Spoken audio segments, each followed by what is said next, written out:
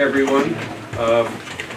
Today is Wednesday, October 27th, and we are the District 8 Environmental Commission meeting to conduct a hearing on number 1R0925-4 filed by the Vermont Agency of Transportation seeking authorization for the full replacement of the existing bridge number 108 over Furnace Brook, including approach work, realigning of Vermont Route 3 and Oxbow Road, and related drainage and roadway infrastructure. The project is a 654-foot standalone section of the total 10.6-mile Route 7 segmented reconstruction project between Pittsford and Brandon, Vermont. The project is located along US Route 7 near the intersection with Vermont Route 3 and Town Highway 12, Oxbow Road in Pittsford, Vermont. The Commission issued an Act 250 notice of minor application for the project on September 4th, 2020. Pursuant to the notice, a timely request for a hearing was filed by attorney James Goss on behalf of Richard and Sandra Conway and Ashmel Properties, LLC. The hearing was held in abeyance at the request of the parties to allow the opportunity for informal resolution of the issue pursuant to Act 250, Rule 16. The issues raised in the request include criteria 1, water quality, 4, erosion, 5, traffic and safety, 9K, impact on public investments, and 10, town and regional plans. My name is Rick Kobick. I'm the acting chair of the District 8 Environmental Commission. To my left is Mike McDonough. He's a commissioner from Bennington, and to his left is Don Miller, who is also a commissioner from Bennington. I'd like to note for the record the reassignment of this matter by the Natural Resources Board to the District 8 Commission at the request of the District 1 Commission due to potential conflicts of interest. So in other words, District 1 would normally do any Act 250 project in Rutland County, but they had a conflict, so they asked if we would come up and do it. So that's why we're here. Outside of today's proceedings, may I remind everyone that all communications, whether by letter, email, telephone, or in person, must flow through the district coordinator and not through other parties or commission members.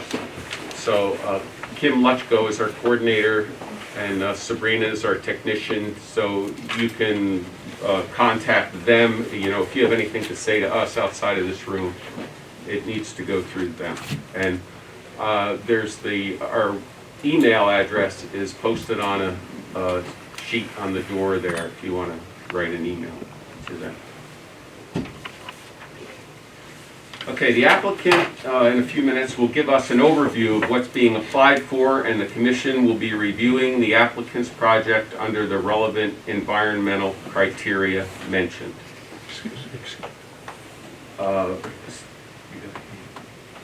Yes. Rick, since the original application was filed, Yes. we would, my wife and I, as the principals of Ashmel LLC, Yes. would request party status. Is that at this point?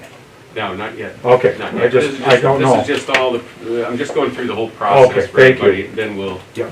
okay. So the applicant in a few minutes will present the project in brief and explain how the project satisfies the Act 250 criteria. Then the Commission will clarify the issues relevant to the Act 250 criteria.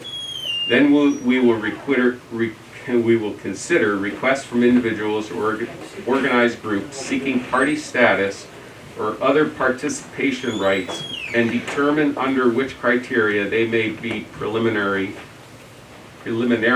admitted. The Commission will then take a brief break to make preliminary party status determinations.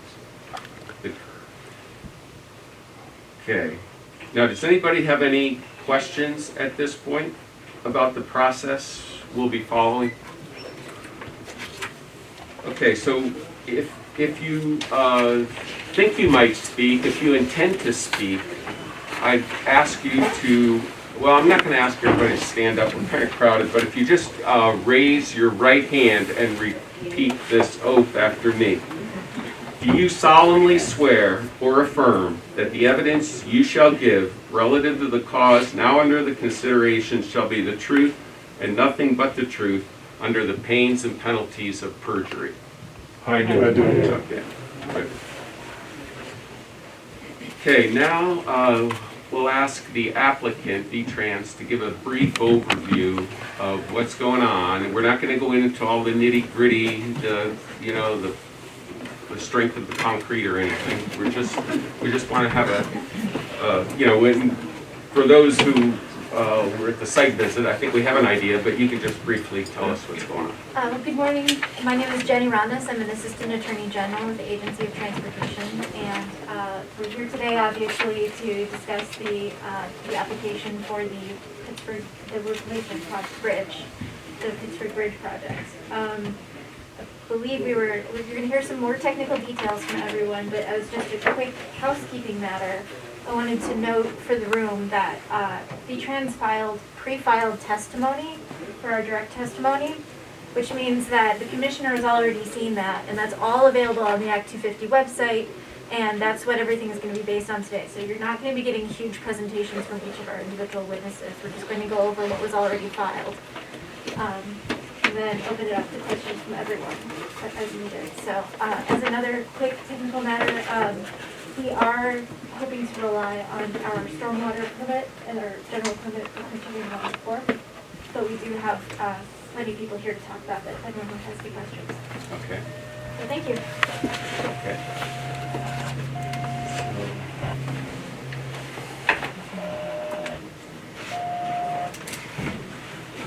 Okay. Yeah. Yeah, and like I mentioned at the site visit, what we saw there is off the record. That's not considered part of the record. So if anybody has anything that they saw that they want as part of the record, I would entertain that you could say that now. Raise your hand if you want to. Yes, Mr. Conway. Yes, I'd like to, as a matter of record, point out where the guardrail was represented to be placed on the property, where the delineators are to be placed on the property, and the traffic signal lights that are proposed to be removed, that are there currently. And I thought there was one more. I'm sorry. You guys are still full of brain blood. You got anything else here?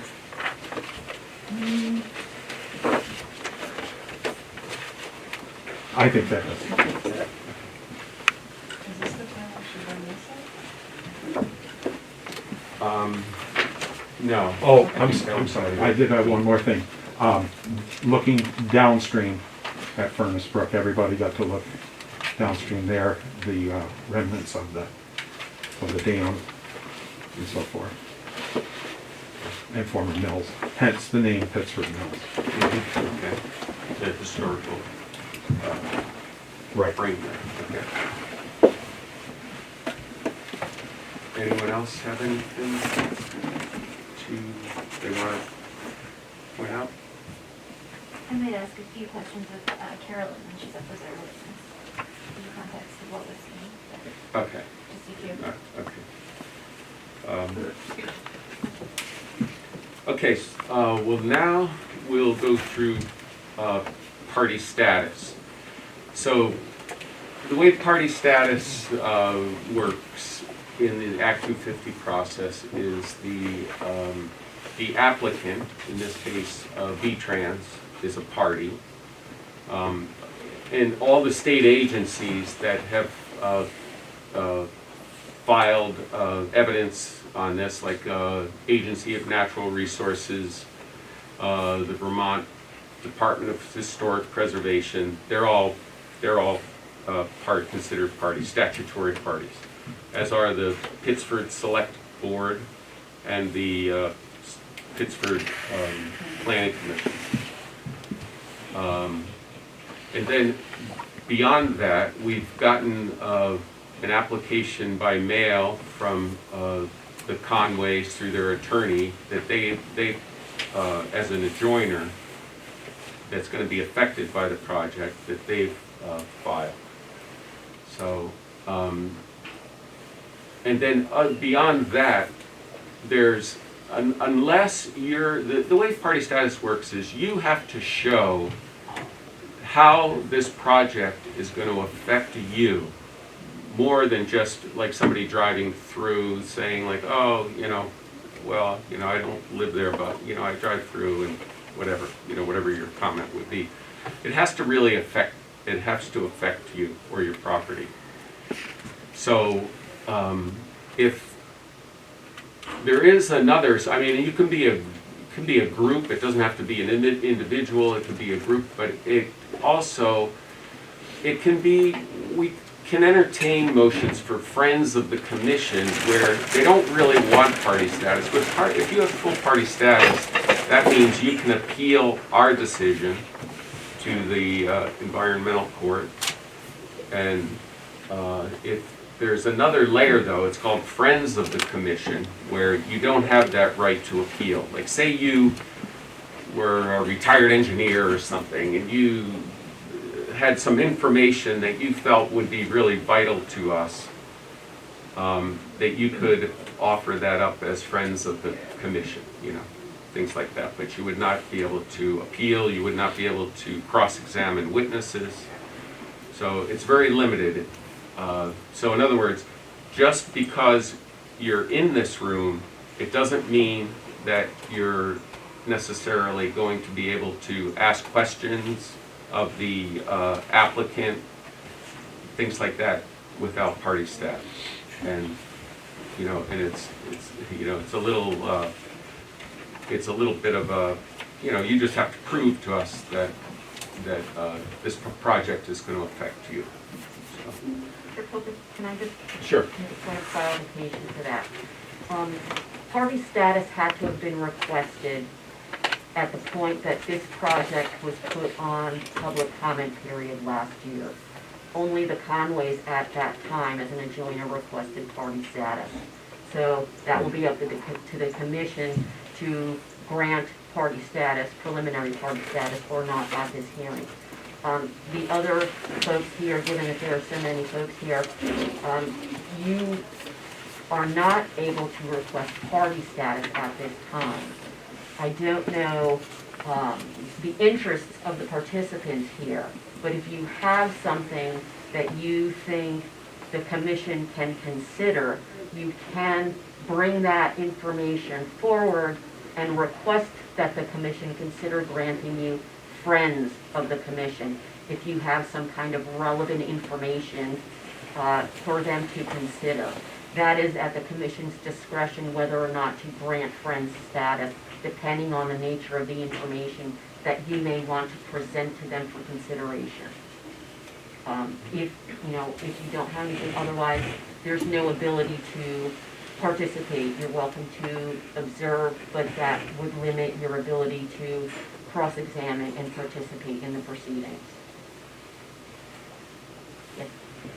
I guess I don't know necessarily when or how I would get input. I don't think I personally need party status, but I would like your commissioners for the information that you need is what do the people of this community just in general think of this project? And that's what I would like at some point in time to provide my input, my feelings of the benefits, the non-benefits of this project. And how do I do that? You can request that of the commission as we go forward.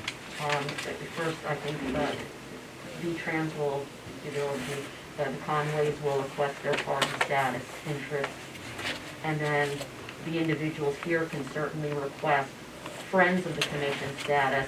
And if you want to present what particular information you have that you would like the commission to consider, they will then briefly recess to consider those requests.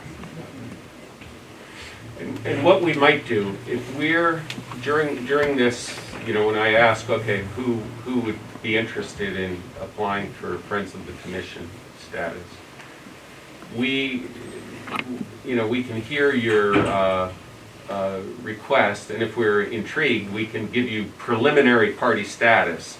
And then, if you don't follow through, if we feel like, well, that really wasn't that, helpful to us or something, you may not be granted Friends of the Commission at the end, but at least we would have heard what you had to say. So, okay, I think we'll start with the Conways. We have your application. I don't know, do you want to elaborate on your written application for party status? Yes, I would like to, for the record, request the party status criterion. Criterion 1B, stormwater. Okay. Criterion 5, traffic congestion and unsafe conditions. Criterion 8, aesthetics, scenic beauty, and historic sites. Criterion 9K, development affecting public investments. Criterion 10, local or regional plan.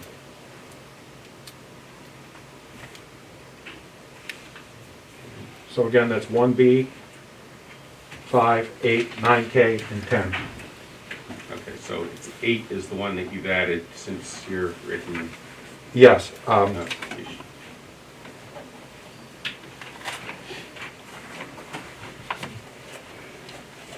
In our original request for party status, or no, I'm sorry, to request a public hearing, we did state in number 5, the project provides no aesthetic enhancements for the new bridge in the sense attractive ceilings or light fixtures with potential ramifications under criterion 8. Since Okay. this process has moved in a year, we feel we have information to present, we have evidence to present to support that. Under aesthetics, Yes, criterion 8. can you Yep. elaborate briefly on your particularized interest of aesthetics and impacts on your property as aesthetics and historic? Yes, the placement of the delineators, that they are not aesthetically pleasing. And we also have information and photos of historic scenes in the area.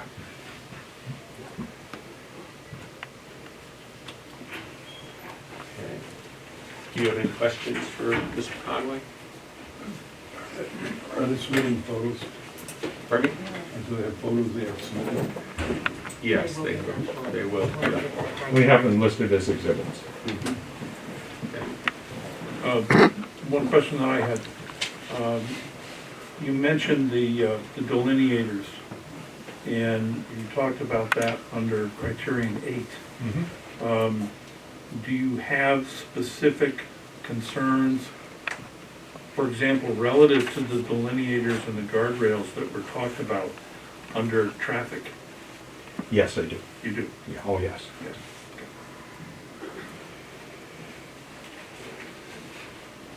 They're not in character with the area. They're not anyplace else. This is clearly, everything is contained within the historic right-of-way and historic district. But that's criterion 8, Right. aesthetics and historic context. 5 is traffic and traffic control, but you would see those concerns that you have relating to both criteria. Exactly, thank you. Thank you.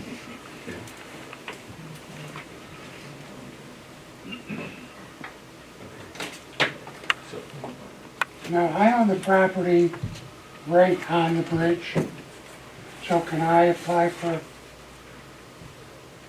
party status? no, I guess not at this point. It's just too late. I guess that ship has Okay. sailed. You could apply for Friends of the Commission if you feel you have information that will help us make our decision. Okay. I have a quick question. How would somebody have known back in September of last year that the time to ask for party status was at? All the adjoining landowners and the town were all notified. There was a 3-week public notice period at which point the notice clearly stated that party status had to have been requested. So those are the notices in the paper. It was probably posted on a bulletin board here at the town. And they would have been mailed to all the adjoining property owners. Are you a new property owner?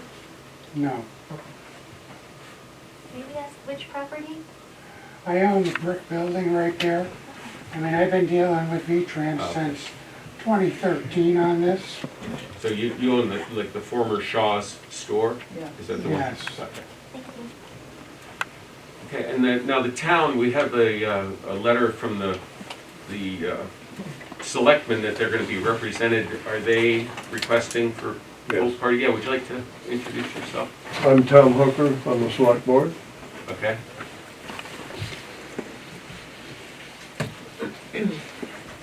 And you would like party status, Mr. Hooker? Yes, we would. Under what criteria? 5 and 8. 5 and 8. Not sure what 9K is. I'm not sure what 9K is either. It's an impact on public investment. So Yeah, he wants I 10, think- he wants 10. Well, the planning commission is here to talk about the Right. town plan, Right. so at least maybe 9K could be added to 5 and 8 for the select board anyway. Unless you want to speak to the town plan, Tom, also. No, they can speak. Okay.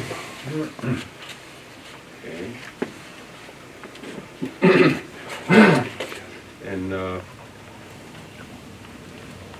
Mike Norris, are you? you're I'm Mike representing- Norris. Yeah, you're representing The Pittsford Planning Commission, okay. and the chair has, we're asking for party status for criteria 5 and 10.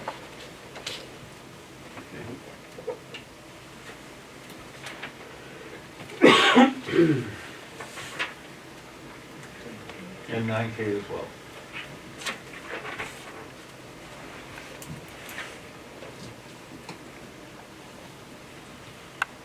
And 8? Mike, are we doing 8 also, historic? Yes, we are doing 8. Okay, so 5, 8, 10, and 9K. 9K. Okay.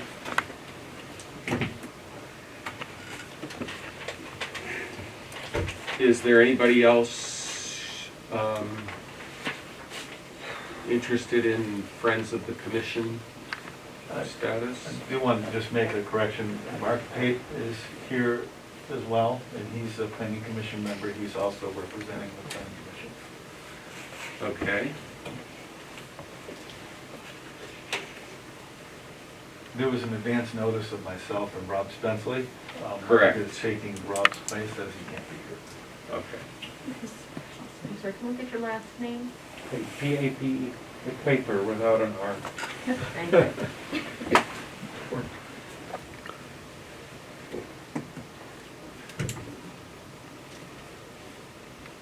Okay.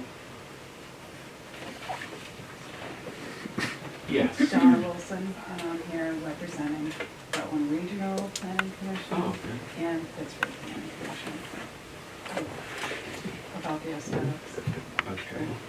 the number 8. So you're here and you're are you delegated by the regional commission? Yeah, the regional and Okay. Pittsford. I'm sorry, are you a member of both the Regional Planning Commission and the Pittsford? Yes, I Board? am. Okay, thank you.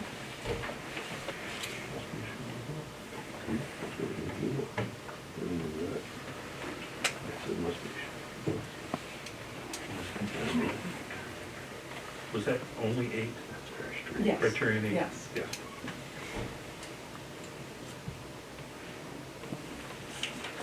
Would it be 10 as well, Donna, since you're representing the regional planning commission?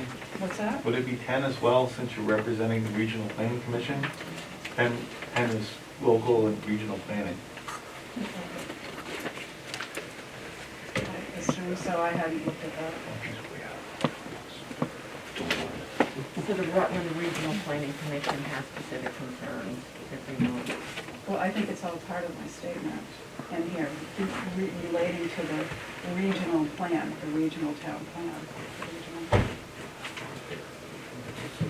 director looked it over this morning. That makes sense.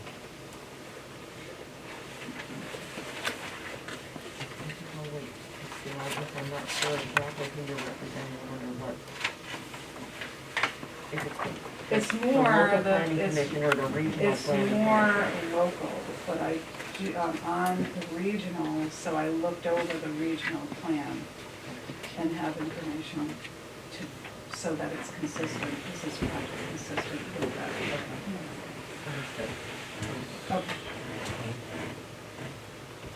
Okay. So you would be making an appearance on behalf of the regional commission, or you're making an appearance personally based on your knowledge and understanding of the Yeah, regional plan? probably personally, with the regional, but not, I'm on the planning commission. Yes, too. understood, Okay. yes. Yeah, I guess like in this, generally, if you're on a commission, like normally, like you're a delegate from the commission votes or whatever, assigns you, like we got a letter for Mike, and what it said at the time, Mike and Rob, that they were gonna be here to represent the Pittsford Historic Planning commission. Planning Commission, I'm sorry, not that. So, But yeah, we only brought that, this whole situation up to regional in our last meeting, so yeah, no one has really gotten a chance to look Okay. at it. We looked over the map, but we haven't really discussed it. okay.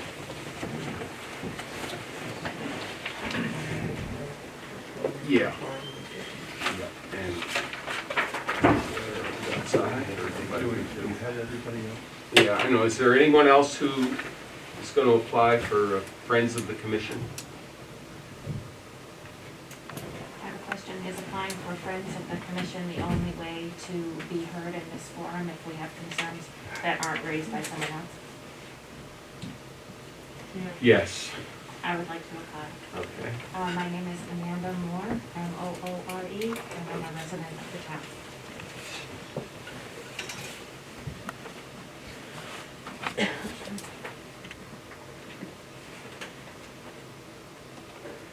And what's your concern? What, do you know, like, what criterion? My primary concern would be, I believe it's number 5, safety.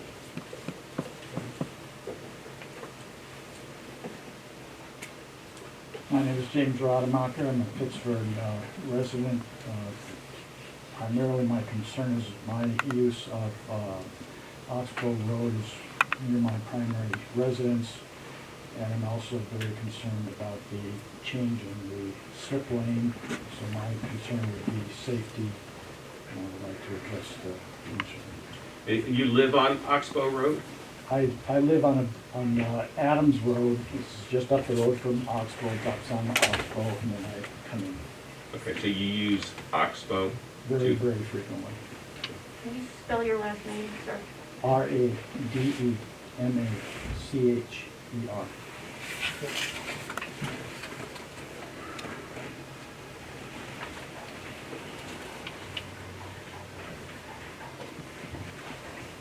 Anyone else? Could I offer just a thought? Yes.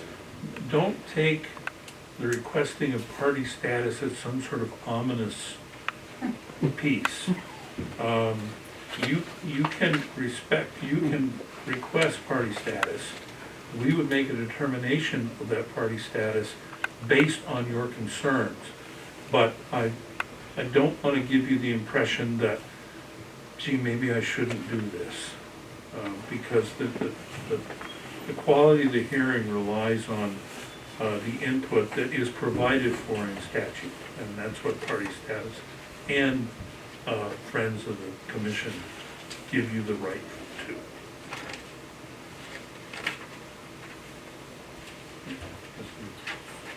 Yes.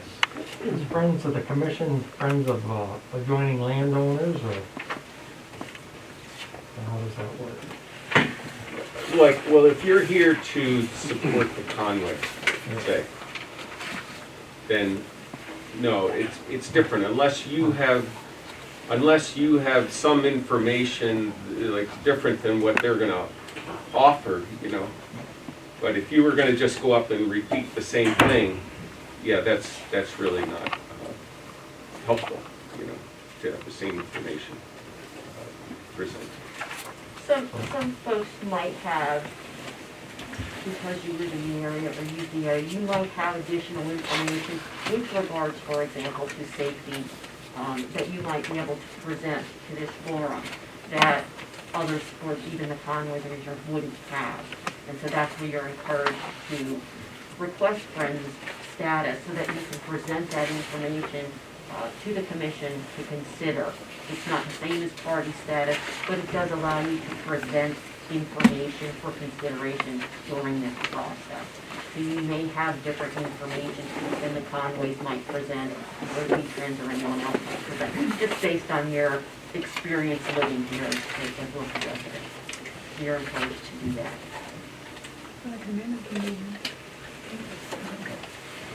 So none of us would know if party status was needed in order to provide additional information until we heard everybody make their presentation, because then you would know if what I might have to say will have already been said or not.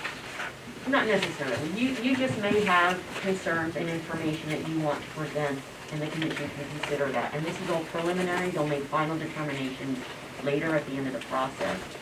But you can preliminarily request that, you know, so that you can present whatever information and concerns you have. Thanks for clarifying. Okay, so what we're going to do, we're going to take a short recess, and the commission is going to go outside and just look at the request for party status and make a decision on who would get what. Okay, so we'll just step outside. How long do you think? 5 or 10 minutes. I call the meeting back to order. Yeah. Oh. And basically, we agreed to give everyone who asked for party status or friends of the commission, we grant that on a preliminary basis. So, you know, we'll see, like, you know, say you wanted 5, 9K or whatever. You know, if we feel like you know, we feel like, oh, well, you're really not going to be impacted that much under that. You may not end up with final status on that criteria, something like that. You know, it's just, you have to participate to gain the party status. You know, we have our ears open. So, and then lunch. It's 11:45. We're gonna go through for a ways, but it looks like we're not going to get through without a lunch break. So we'll probably just have a later lunch break. You know, maybe at 1 or something like that. You know, and we brought a lunch. We're just going to brown bag it, so it would be a short recess, not knowing how far it is to restaurants and stuff here. So.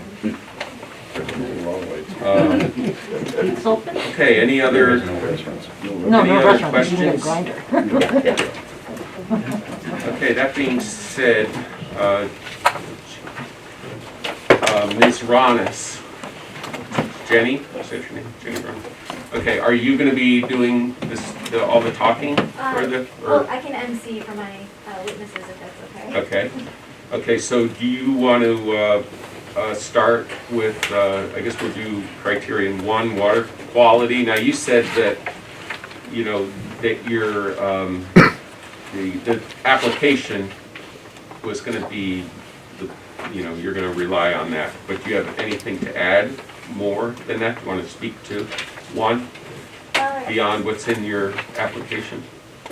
Not at this time. I would just draw the commission's attention to our construction, the general permit, and our EPSC, the erosion prevention and sediment control plan. Those both relate to criterion 1B, which was brought up as the specific concern under criterion 1B. So, yeah, and I'd refer you to the pre-filed testimony of Julianne Hill. Okay. Are you Julianne? Yes. Yes. Nice to meet you. Yes, I remember reading that. And you're the environmental specialist for V-Trans. Okay. Mr. Conway, you said that you have concerns under 1B.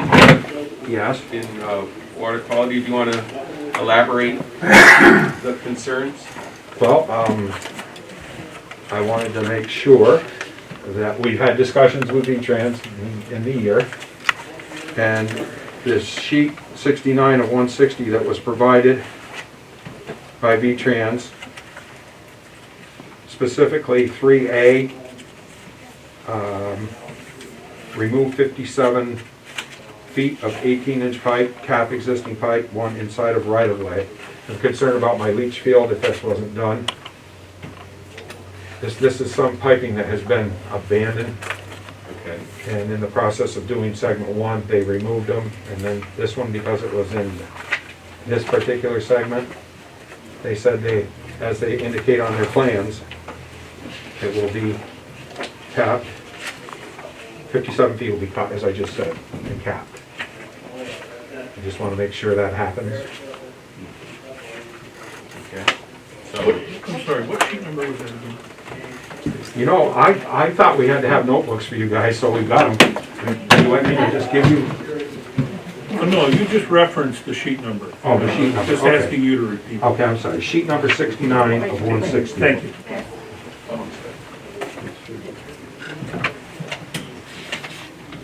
If I may ask Carolyn Coda. Carolyn, can you address Mr. Conway's concern about the pipeline? Will it be capped, as he's asking? Yes, it will be, Okay, and is that on sheet 67 of the plan set? or 69, and 67? it should be. This is a sheet that you referenced, Jenny. I Okay, think. then I feel good about that. So in an abundance of caution, would you be willing to admit, or to agree to an Act 250 condition that that capping happens? Yes, I would. Thank you, Carolyn. okay, so they'll. Very good. That alleviates your concern then? For that one. Okay. Sorry for the two glasses, but I can't see. You made a reference to your leach field, and that concern was if the pipe was not capped. That's correct. I just want to clarify that. You're right. Yes, thanks very much. Yeah.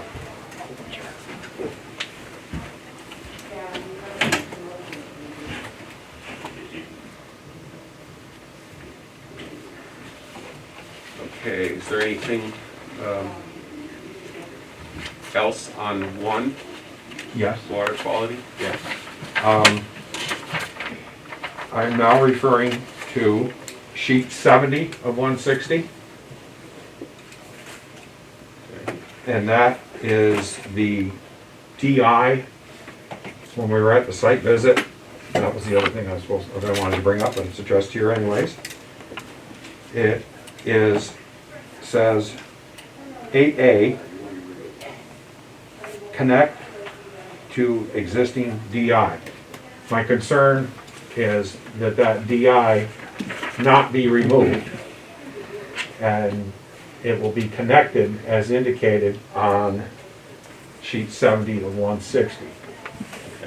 Because of stormwater runoff, you know, it was over there on the Route 3 side. Yeah, that was the drop inlet. The we drop saw inlet, exactly. that, Thank you. was right next to where we were, right near where those, not the bollards, we're gonna do whatever those things were called. Right, and I believe. Delineators. Yes, and I believe Carolyn said it'd be raised no more than 2 inches. Okay. And I would respectfully ask that that also be a condition. Okay.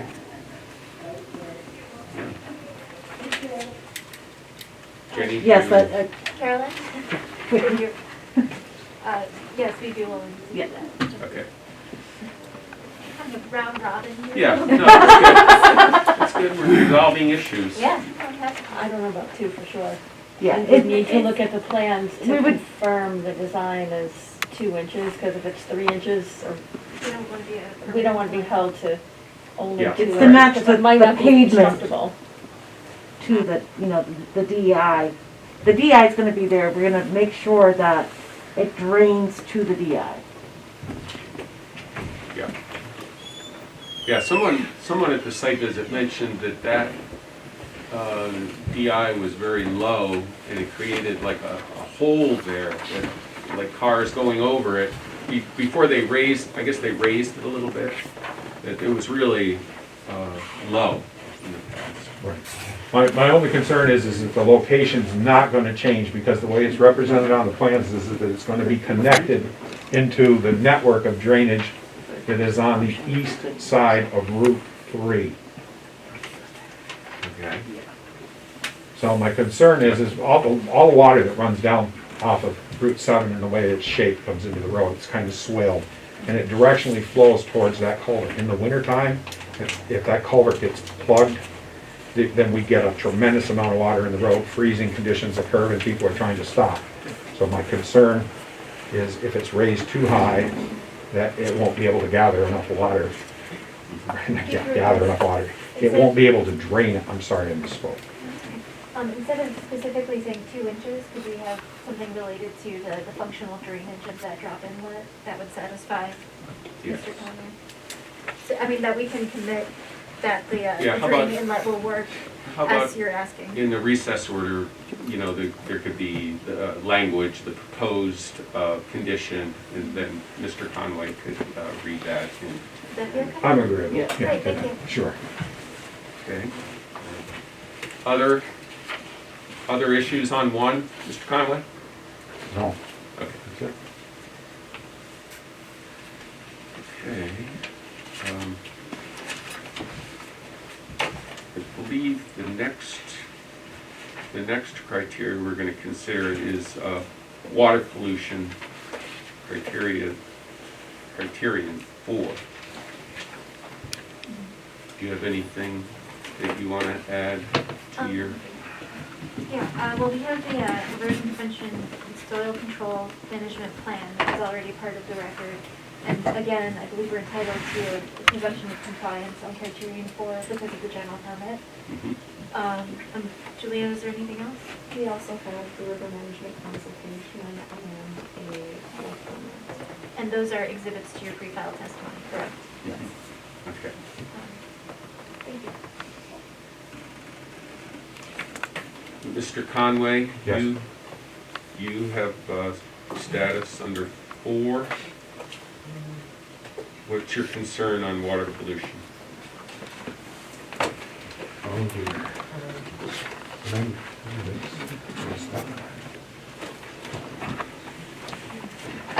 Oh, I'm sorry. I think it was 5. I'm going back to my sheet to make sure I got priority status. No, I have 1B, 5, 8, 9, K, and 10. Okay, 1B, so you're not under water pollution, you just see if you're, Well, that was a good curveball. I missed that one.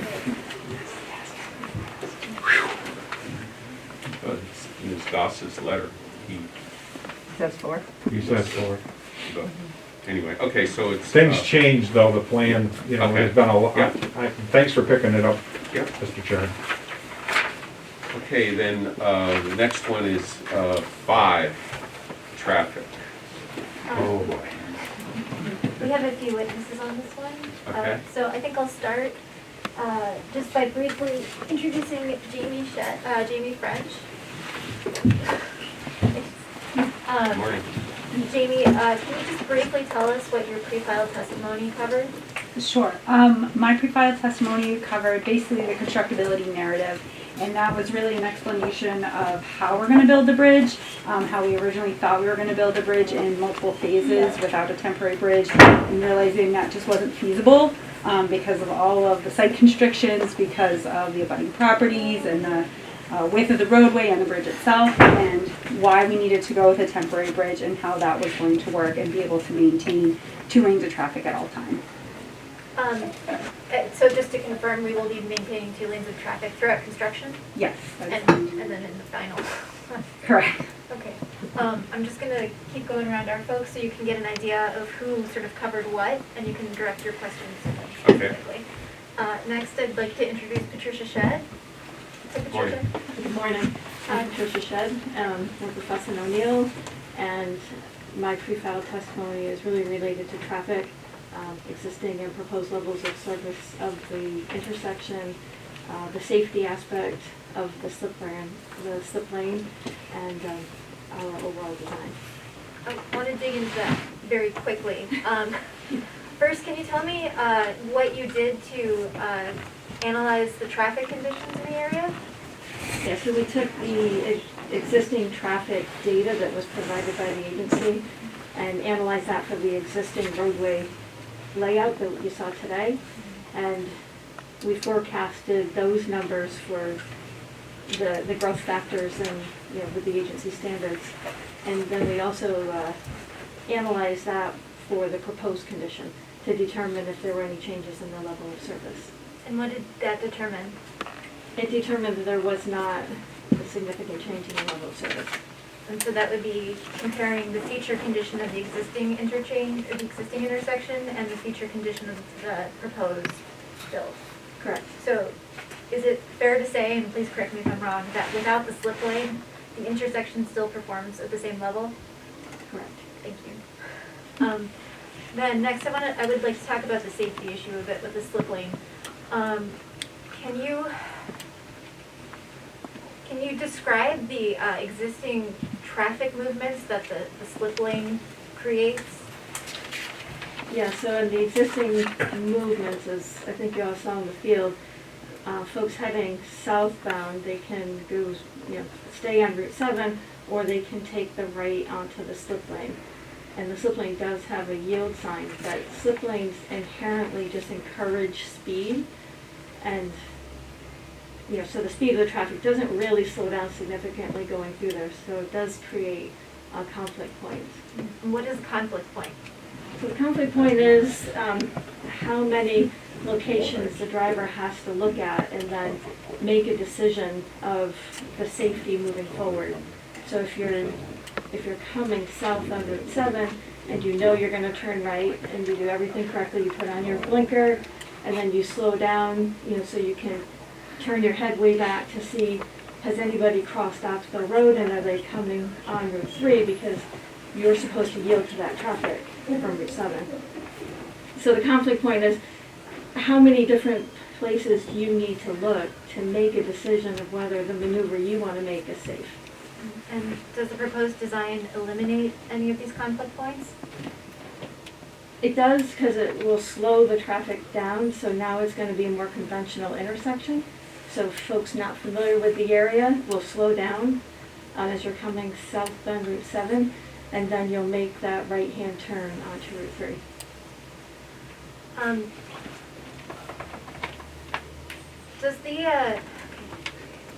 How does the current design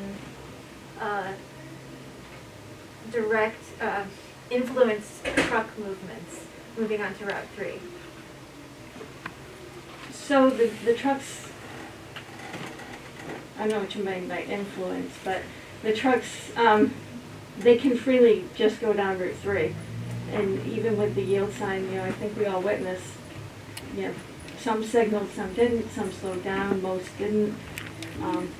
Some didn't even, you know, turn and look to see if traffic was coming, they just kept going. Right. They can also see Route 3 then has an incline. So as a trucker, you know, they're thinking about, you know, making that, going up that hill, just like folks on Route 7. You know, they see the hill ahead of them and they're thinking about their speed and accelerating to get up the hill. How will that change in the proposed design? How will the truck movements make that maneuver? So because it'll be a more standard four-way intersection, it'll be more of a 90-degree bend in the road, so they'll slow down to take that right-hand turn.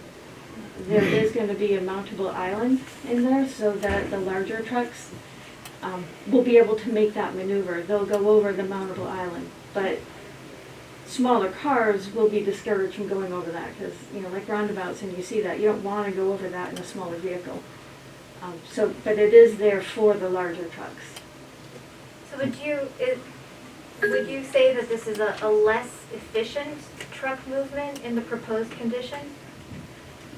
No, there's no loss of efficiency in the truck movement. Would you say it is a safer maneuver in the proposed condition? Yes. And can you just give us a little more detail on that?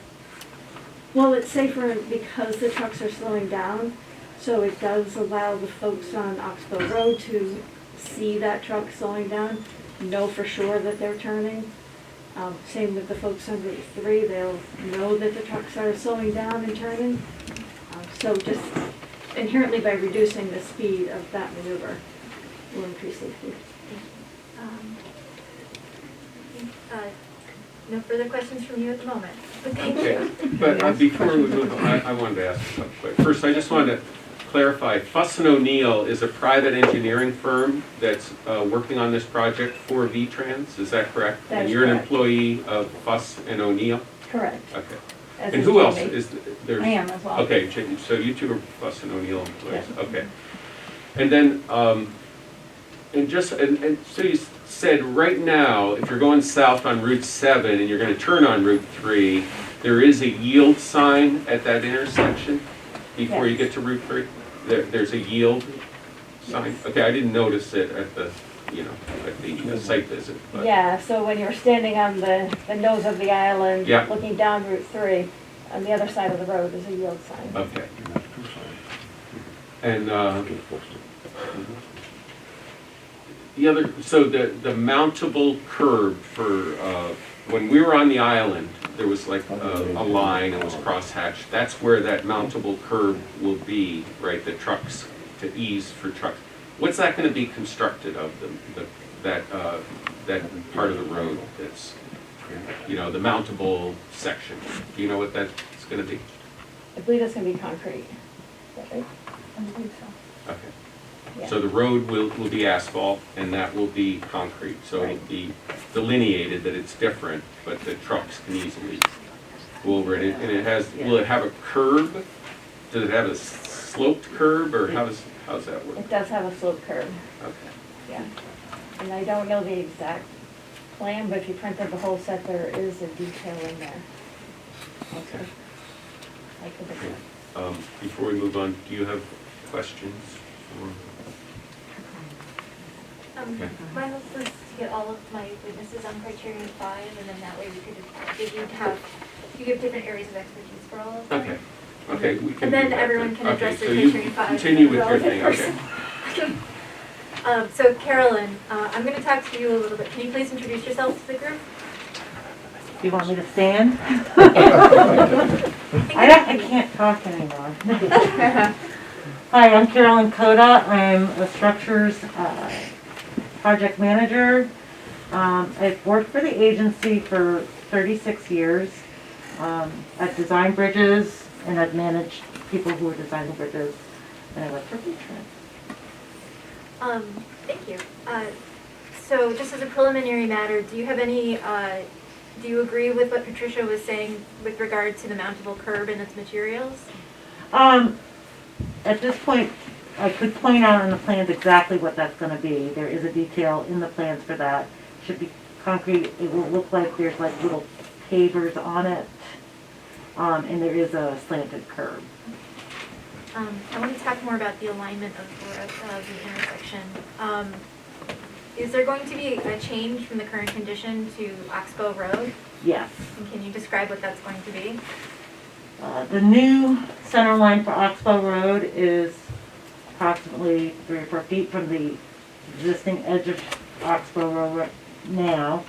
And the center line of Vermont 3 is going to actually be almost on the island, as it, where the island is today. And there will be a slight difference. So this is one and this is the other. They're not perpendicular. They are offset a little bit.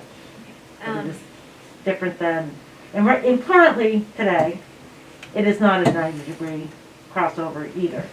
So we're just moving that north of where it is now. So from the current condition, it will be more aligned through the intersection? Yes.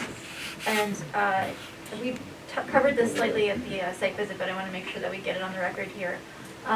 Would it be possible to move Oxbow Lane even further North. to north to align it with the intersection? Yes, we could move it so that it's a perpendicular intersection. However, due to the stream and the stream bank, in order to widen, to do that for Oxbow Road, the road would actually go into the brook, which would require a retaining wall for quite a length.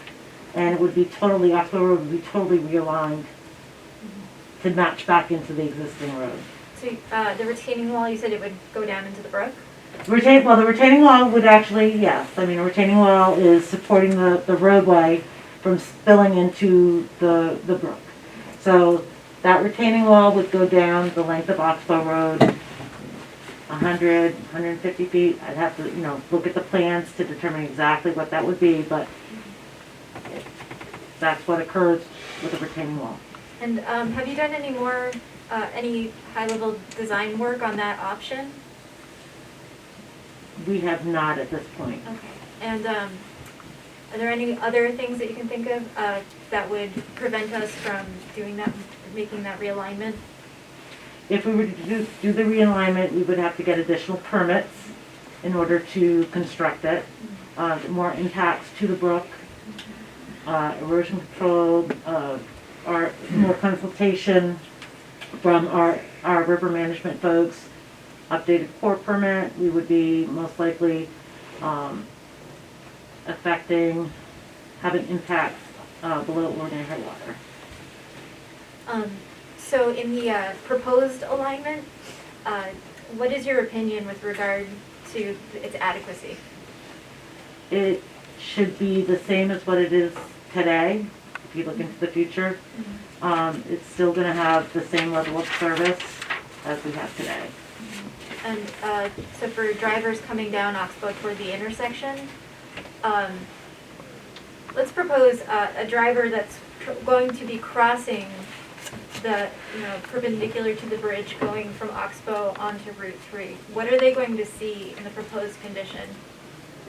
In the new condition, what is great is that they don't have to worry about traffic coming off the slip lane across. So currently, when they cross US 7, they also are concerned about traffic coming off the slip lane, so they can cross and then either keep on going, or sometimes they have to stop because there's a vehicle coming.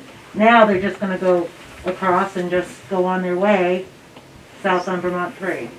There is going to be, there's concern about the width of US 7, and currently the new width of the bridge is going to be approximately 56 to 60 feet, and that's what they're going to have to cross to get over to Vermont 3, which is almost similar. Right now it's probably about 48 to 50 feet. Okay. So it's going to be, once they cross US 7, they just keep on going. Now when they cross, they have to be aware of the traffic coming off the slip lane. And so the slip lane is on the other side of the island, right? Right. And so would it be, so, and we saw the marking about where the turn is going to be on the island.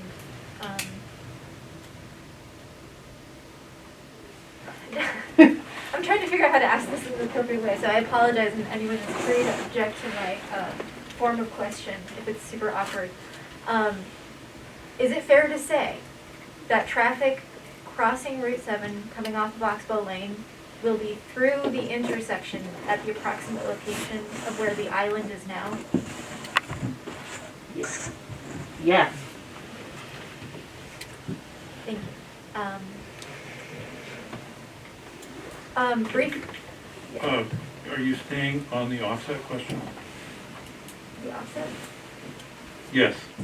The Oh. intersection offset, are you going to continue to question on that particular point, or are you moving on? I was going to move on, but Well, I think we have some questions. that's fine. Don, did you? I'm thinking you said, how far is the center line of Oxford moving north? Do you need I can plans? give you exact dimensions if I could look at the big full-size plan. There's a copy right behind you. Oh, okay, maybe Kristen can help me.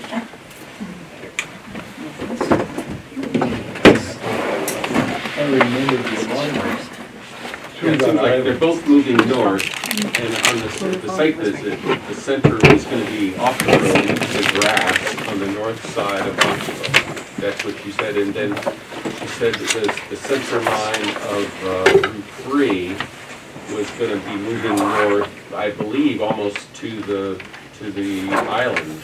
The right side of the stake is now. So they're both moving north, but they're just not gonna be, Perpendicular. you know, it's still gonna be offset somewhat. That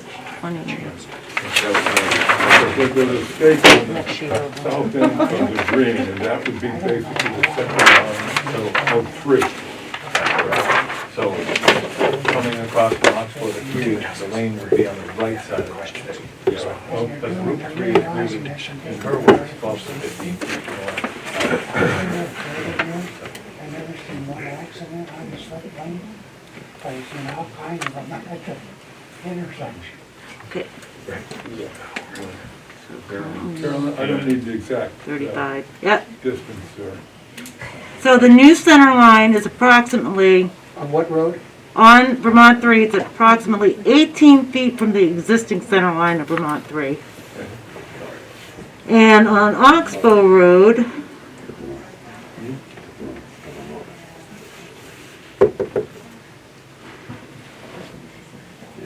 so just to give you an idea, the opening of Oxbow Road, meaning where you start to curve, take the right-hand turn on or take your right turn off Oxbow Road, that center line's at about 25 feet.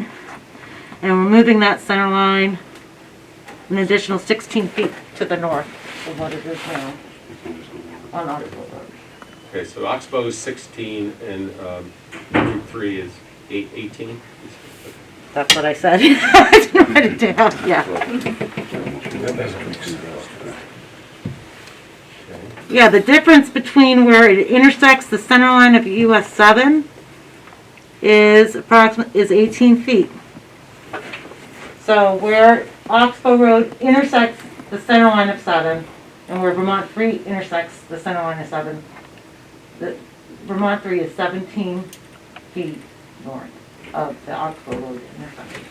So that makes sense. The center lines are 17 feet apart? Yeah.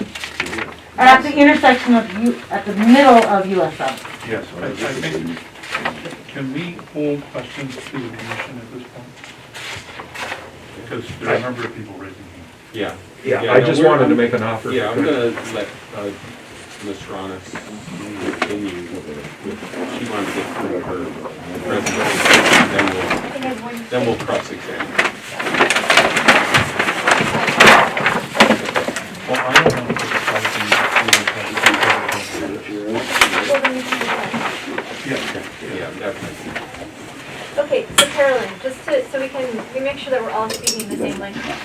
You were just talking about the alignment of the center lanes as they're going to be intersecting Route 7, correct? And so in the current, from the current to the proposed condition, will they be closer to aligned to each other? Like right now, they're kind of far apart, right? Right. It's not a perfect 90-degree Right. everything. In the proposed condition, will it be closer toward a four-way intersection? There still will be a 17-foot difference at the center line of US 7, so it's not a full 90 degree, no. That's fine. And and is this within the standard tolerances of your road design standards? Yes. And so in your opinion, is this going to be safer or less safe than the current condition? It will be safer. Thank you. I think we're going to hold on criteria B. Okay. You obviously have some questions. Do you want to hear from Mr. Conway first on 5A, or do you want to? No, I want a question. Okay, why don't you go.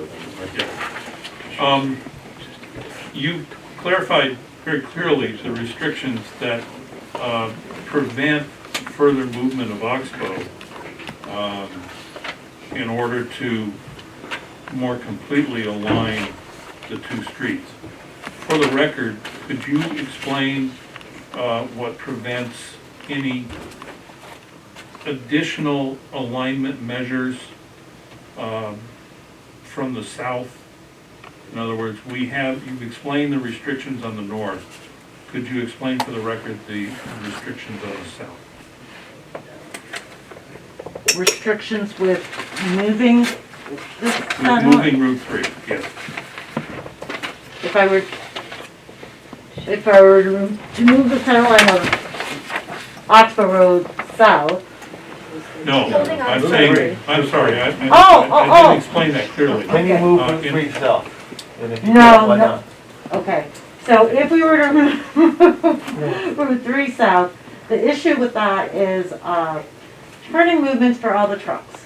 So we have designed Vermont 3 so that trucks up to a WB 67 can maneuver their right-hand turn. If we move it to the south, it would start to impact Mr. Conway's property because we wouldn't be able to get that radius required so a WB 67 truck can make a right-hand turn. Okay, thank you. You're welcome. So if Mr. Conway's property wasn't there, if that was a field, you would move that and align? We could do that. Yeah.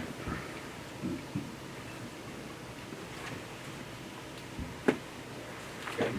Don, do you have questions on that? Okay. Yeah, I don't know, I know I heard at the site visit, I just heard participants talking, like when we were standing at Oxbow, saying that it was gonna be difficult if you wanted to go on Route 3 to cross, given the new configuration, to make that cross across the 2 lanes of traffic, or the 3 lanes really, 1 south and 2 north. Would you want to just speak to that issue, crossing from, and I guess I don't know if it's any different than the other direction. I guess coming from Route 3, you don't have to worry, there's really only the 1 southbound lane, because the other lane would be turning ahead of you. You'd see a blinker, you'd see a truck or whatever going to turn. So currently, Carolyn, which sheet are you looking at? I am looking at sheet 25 of 160, which is, actually, I think there's a better sheet. I'm going to go to 80.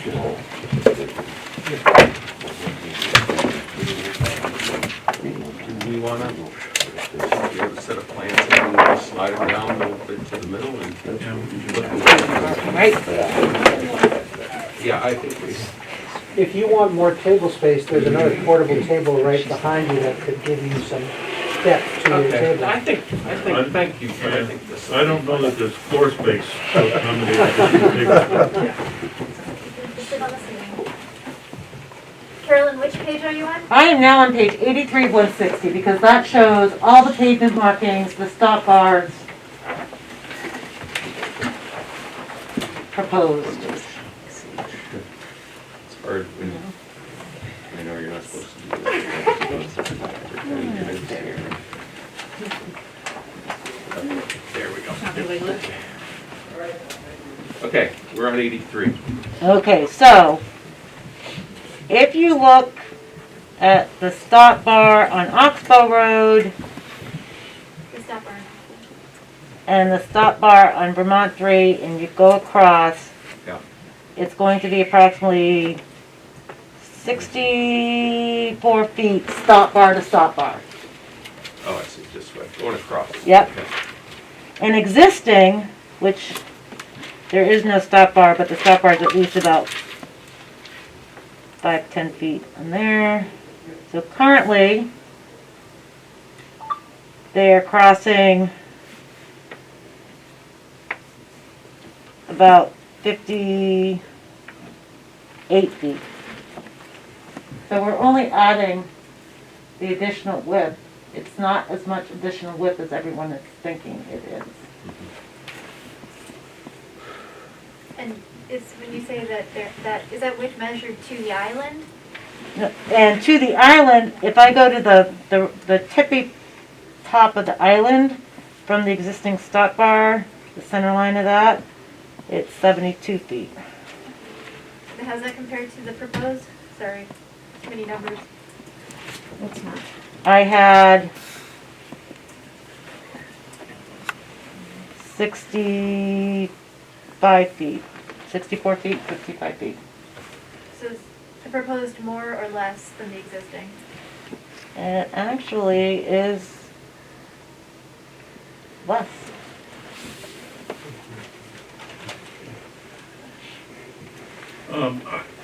You want me to show you what I was, No, we're looking at it. Okay. No, we have that sheet, I think we're, The reason that I asked about the options for realignment of Route 3 on the south was the very obvious situation that essentially the stop bars from Oxbow and Route 3 are juxtaposed. When you're at those stop bars, you're actually looking at an oncoming vehicle. And I understand that, and that's why I wanted you to get on record with the limitations that exist to the south of Route 3 that might have allowed for more alignment. But there is still, the reality is that a vehicle proceeding to Route 3 from Oxbow is going to be taking a slight S-curve to make that maneuver. I guess perhaps referencing back to your consultant, your traffic consultant, would they be able to comment on that maneuver that the misalignment creates? And does that pose any traffic safety conditions from your perspective as a traffic consultant? No, because they're starting from a stop condition, Mm-hmm. so they can see, what they need to maneuver around. And Oxbow Road isn't such that you would be seeing these big trucks, the WB-67s. Right, understood, yes. So it is a smaller vehicle, so that, no, that would not be an issue. Okay. Thank you. is there, do you have, and I don't know who I'm asking this, That's fine. the whole D-Trans thing. Do you have like numbers, like are most, like numbers, the number of cars, and I don't know the exact number, I don't need the exact numbers, but like from Oxbow going to Route 3 or from Route 3 going to Oxbow? Is there, Yes.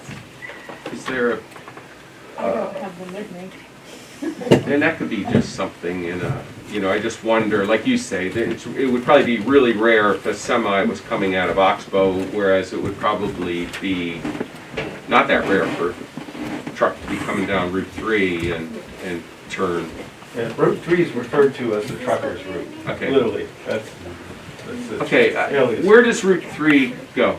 It goes to West Rutland and connects to the option to get on Route 4 heading east and west, the east-western thoroughfare through the state. Okay. So it So literally in is West called- Rutland, like you get on Yes. Route 4 in West Rutland? Get on West Rutland, which brings you directly to the connector to get onto Route 4, Highway Okay. 4, Yeah, which yeah, is yeah. like Okay. an interstate. I get you. So it is a trucker's route. Yeah, okay. Yeah, I've never been on that route. It's basically a bypass of Rutland. Right, instead of going into Rutland and getting Instead of on going Route into 4, you have to go all the way down, all that, yep. The big Okay. trucks did not go through the city. He's correct. Oh, okay. Oh, okay. Well, that's good for Rutland. Commissioners, we actually do have a lot of those traffic turning movements. I'm just asking Patricia to find the specific one that you're looking for. Yeah. And we can admit it as an exhibit. Yeah. Yeah, that's fine. That's fine. I'm just curious, like, which way the cars go. Okay, and then I think the one thing, and this also I overheard at the site visit, is how can you reassure everybody in this room that vehicles southbound on Route 7 who want to turn on Route 3 are going to turn on Route 3, well, or that a vehicle isn't going to use that as a through lane and just keep going on Route 7 and not turn. and I know there was talk about a painted island, which I don't see. These hash marks, Oh, and so it's a yellow line okay. going Tapers around to it, and those. it tapers back. And those would be the hash marks. like So you it's see in all, islands. okay, all paint on the ground. There's nothing, Correct. okay, there's nothing. But as you're coming down and you're heading south, you're going to follow the yellow line by nature Mm-hmm. and thus continue Mhm. south. This is a deliberate maneuver to get into the right turn. To get lane. into the right turn lane, okay. And where's the signage? Show me the signage, what's E is, okay, is that this one, right here? Yep. Okay, That's- well, so it's gonna show you, if you're in the left lane, you know, you can either go straight or you can turn on Oxbow. And if you're in the right lane, you have to turn, and it says only, Yeah. so, And this will read only. There'll be arrow, Okay. only, arrow. yeah. That shouldn't be an arrow. Okay, okay, so other than that one picture sign of arrows, is there anything to prepare people further back that might say Route 3, or where does it say, okay, over here, okay. And so 7 straight and 3 north, okay, and that sign is where? Okay. Mhm. Okay. So, and that's, oh, that's right by that street, right Arch there. Street, and then the church is right there at that intersection. Before the bridge. Okay? I know. I do a lot. Well, there's a lot. Yeah, and I don't know that it was, I guess I just wanted an idea of what's going on there, but. Well, we'd be happy to submit the exhibit. Yeah, why that we don't you, looked let's at. just do that, yeah, if you can do that as a part of the recess memo. Yeah, this is, If I may, I have a question. Okay, done. You mentioned that 3 is a truck bypass coming north. And I presume that's on the south going. So there's little truck traffic on 7 below this? Oh, there's What- plenty of truck traffic. Yeah. So they don't all use the bypass? No. Yeah, when you said trucks can't go through Rutland, No, I didn't You say weren't that they referring- couldn't. I yeah. just said that this is a bypass. that's right. For That's, truckers, not just, see, if you're a delivery truck going to Rutland, you stay on Route 7 Yes, south. But yes. if you're coming from, say, Addison County or Chittenden County, heading out to New York, then you take that bypass because you have no delivery stops in Rutland at all. that's right, yes, So it's not, they're not prohibited. yes. Bicycles But- are, by the way. Yeah, you mentioned, They are. your words might have suggested that, and I think that maybe a couple of commissioners might have thought that, but no, there's no restriction on truck traffic continuing south. Not at all. But I just wanted to bring up the point, I'm just gonna say this respectfully, is that we're talking about all the, expert testimonies about forth by V-Trans, and we're going through their entire criteria without the rest of us being able to participate in the conversation.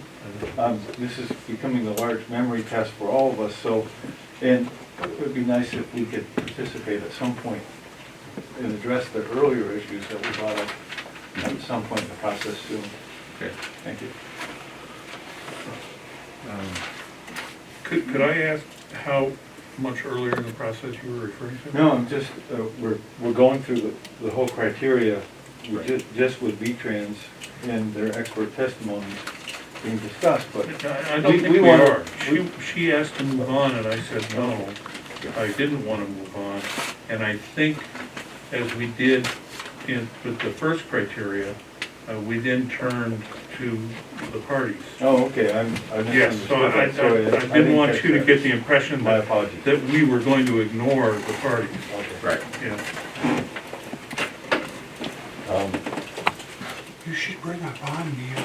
It's like 100 trucks a day. Do you guys have anything else to ask? Yeah, okay, so, yeah, Mr. Conway? Oh, boy. My memory test here, I got,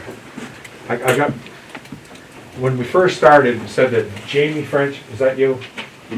Had pre-filed testimony. All of our folks did. Yes, Yeah. okay, but then you went right next to, who was next? Tricia, you come up here to. Okay, well, we have a question on Jamie French, and we went to that, so this is hard for me, we're only lay people, Mhm.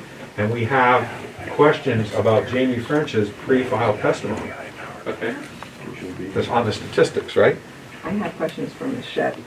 I'm sorry, I've got the names. mixed Okay, up. that's fine. And they're Okay, what's your about question? questions way back at the beginning. Yeah, that's fine. When you were That's talking fine. about your turning movements. Yeah, I see 5 different turning movements listed on your table. It's like from page 3 of your testimony. I don't see the other 5 frequent turning movements there that occur there. I don't know if that would change the level of service or the safety. I'm really confused. I don't know if you can address what, those other 5 turning moments are and give us a level of service and safety on them. I think it would, I don't know if it would change this whole table. I'm confused. Oh, you're asking about the table that's in her pre-filed testimony? Yes, this is it. And there's only 5 different turns listed on this table. There are 5 other turns that occur at that intersection that are not listed. So I don't know, it leaves me in the dark on what the level of service is truly going to be and the safety. I guess I just don't Tricia, are you understand. aware of any other traffic movements through that intersection that aren't listed on your table? No, because we have the Route 7 northbound. It's the left through and right. The Route 7 southbound, left through. Route 7 southbound right. And Route 3 eastbound, left through and right. And Oxbow Road, left through and right. But where is US 7 northbound turning left? It's in the first row. It's US 7 northbound, the RTR, That's right. left through and right. Okay. so And you can either turn left, go through, or turn right. okay, Okay, that so answers just- that one. And what about, no, that said that's the same with the Vermont 3 East turning left, Correct, left through and right. okay?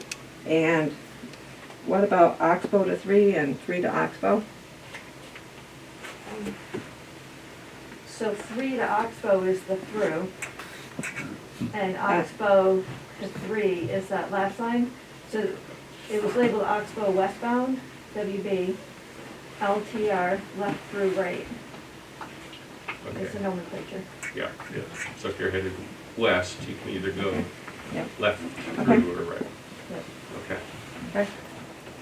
So it's the abbreviations, I think. That's Yeah. something the that- idea, yeah. Yeah, there was no guide. Letter, LTR, I'm thinking like a letter, you know? Yeah. Okay, that answers that question for me. Thanks. Okay. Yeah. And there's I have a couple other questions Yeah. on her testimony. It's mentioned in her testimony that the drivers on the slip lane have difficulty seeing vehicles turning onto Vermont 3. I don't understand that. Do you want to clarify that, Patricia? Yeah, so if you're going down the slip lane and you're looking ahead as you're Correct. driving, Yeah. in order to see people who have, say, come across from Oxbow or Route 7, you have to, here's your car driving, you have to turn your head to be able to discern or whether there's a vehicle. So you know what that yield sign is, it's safe to continue. I'm driving here and I have to turn all the way back to see if there's a car. Well, we have the old, the plan that what we have right now, and I just don't understand, because it looks like to me, you're on the slip lane, and you're here, and your line of vision is right here. I just don't understand why you think you've got to turn your head so far to see that. It doesn't make any sense to me. I measured it a little bit further ahead than that. So the further ahead you go, as The further south you go, you the mean? further south Once you you're go. that far south, you're already in the lane. You're already in the lane. That's Yeah, right. you're It's too pointing soon. to look, Okay, you look back Actually, most people look starting right here, but you Yeah. look here, you don't look. So I just couldn't understand some of these things about why the visibility was And supposed you to be can look less. clearly across the island. Yeah. And another one of your statements, you stated that if you, removal of the slip lane is going to improve vision or sight distance for people exiting from the station. If you were coming out of the station on 3, I mean, I just don't know. It says you can't see. You can certainly see the slip lane, but I don't think you can see as well over to here. And with the new design, everything's going to shift that way, so I was trying to figure out exactly what you meant. Yeah, so- Put that on the proposed, so you can sort of show the eagles. Yes, so having just one set of vehicles, one turn lane or crossing over, so everybody's at the same point. If anybody exiting the gas station, because there is no access management Right. for this parcel, Mm-hmm. so people currently can enter, anywhere along the property to get to the gas pump. So having all the vehicles, in the one lane, not having to merge, and then potentially merge, so the folks exiting the gas station just have fewer conflict points to look for traffic.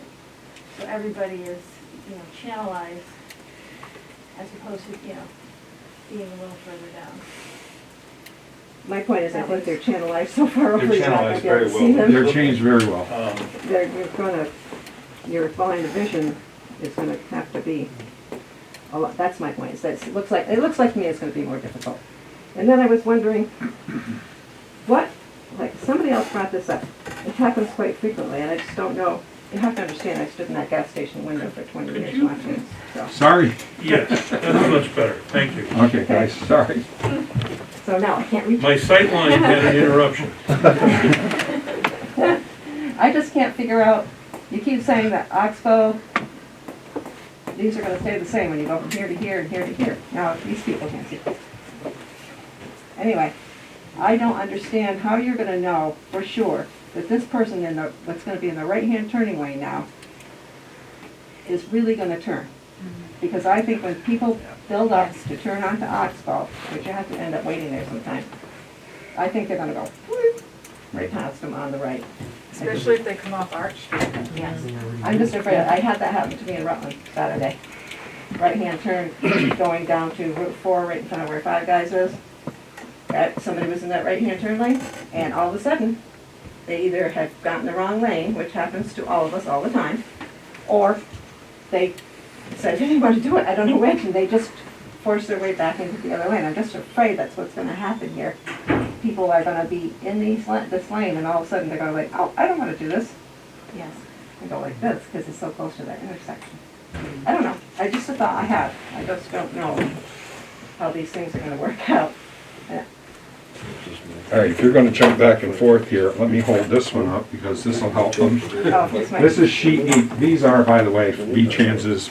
Could you define that sheet? I can't read through it. My x-ray vision's not This is the working. one you were talking a lot about Yeah, before. we're looking at that That's the sheet. one. Yeah. So what's the sheet number, just so we make sure? That's, they're 83. 83. You guys were just Okay. looking at it. So now I just feel like, it seems like to me that this turning lane is a perfect option for people, because there's plenty of room up here for people to pass people on the right at an intersection, which of course is illegal, but you can't stop them.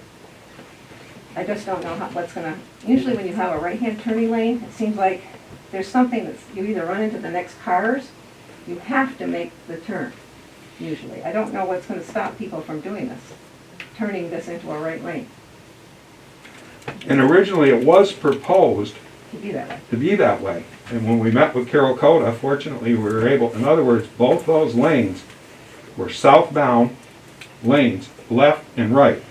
And engineering is not infallible, obviously, nor are people that are driving cars.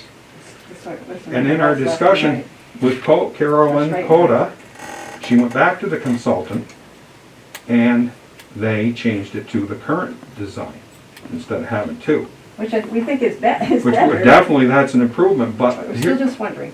if we go back to the slip lane, I'd like to know how many accidents have occurred where the slip lane comes on to Route 3. Does anybody know that? As a former fire chief for 32 years, I can only recall one accident at about where that car is on the slip lane now. After that event is when the yield signs were placed up. There's 2 yield signs. And let me also add to Tom's, there's 2 yield signs, plus there is a yield sign warning sign about 20 feet north of that sign, so you really should be able to see those. The other concern that the fire chief, present fire chief has, is we exit all emergency vehicles off Arch Street by the Catholic Church. If you have, presently there's 2 lanes in the bridge now.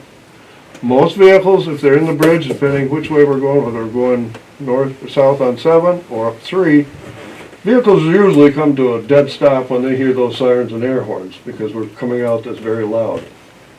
The concern we have now is if you've got 3 lanes in the bridge, now you've eliminated the slip lane where we can shoot it out 3. Now, if there's somebody in the turning lane to go 3, we've got to go out around them, and if there's vehicles in that lane going south, now we've got to go into the northbound lane to make that turn onto Route 3, which now it slows our vehicles way down. Wintertime, you got a hill, and if the roads are bad, that becomes a problem.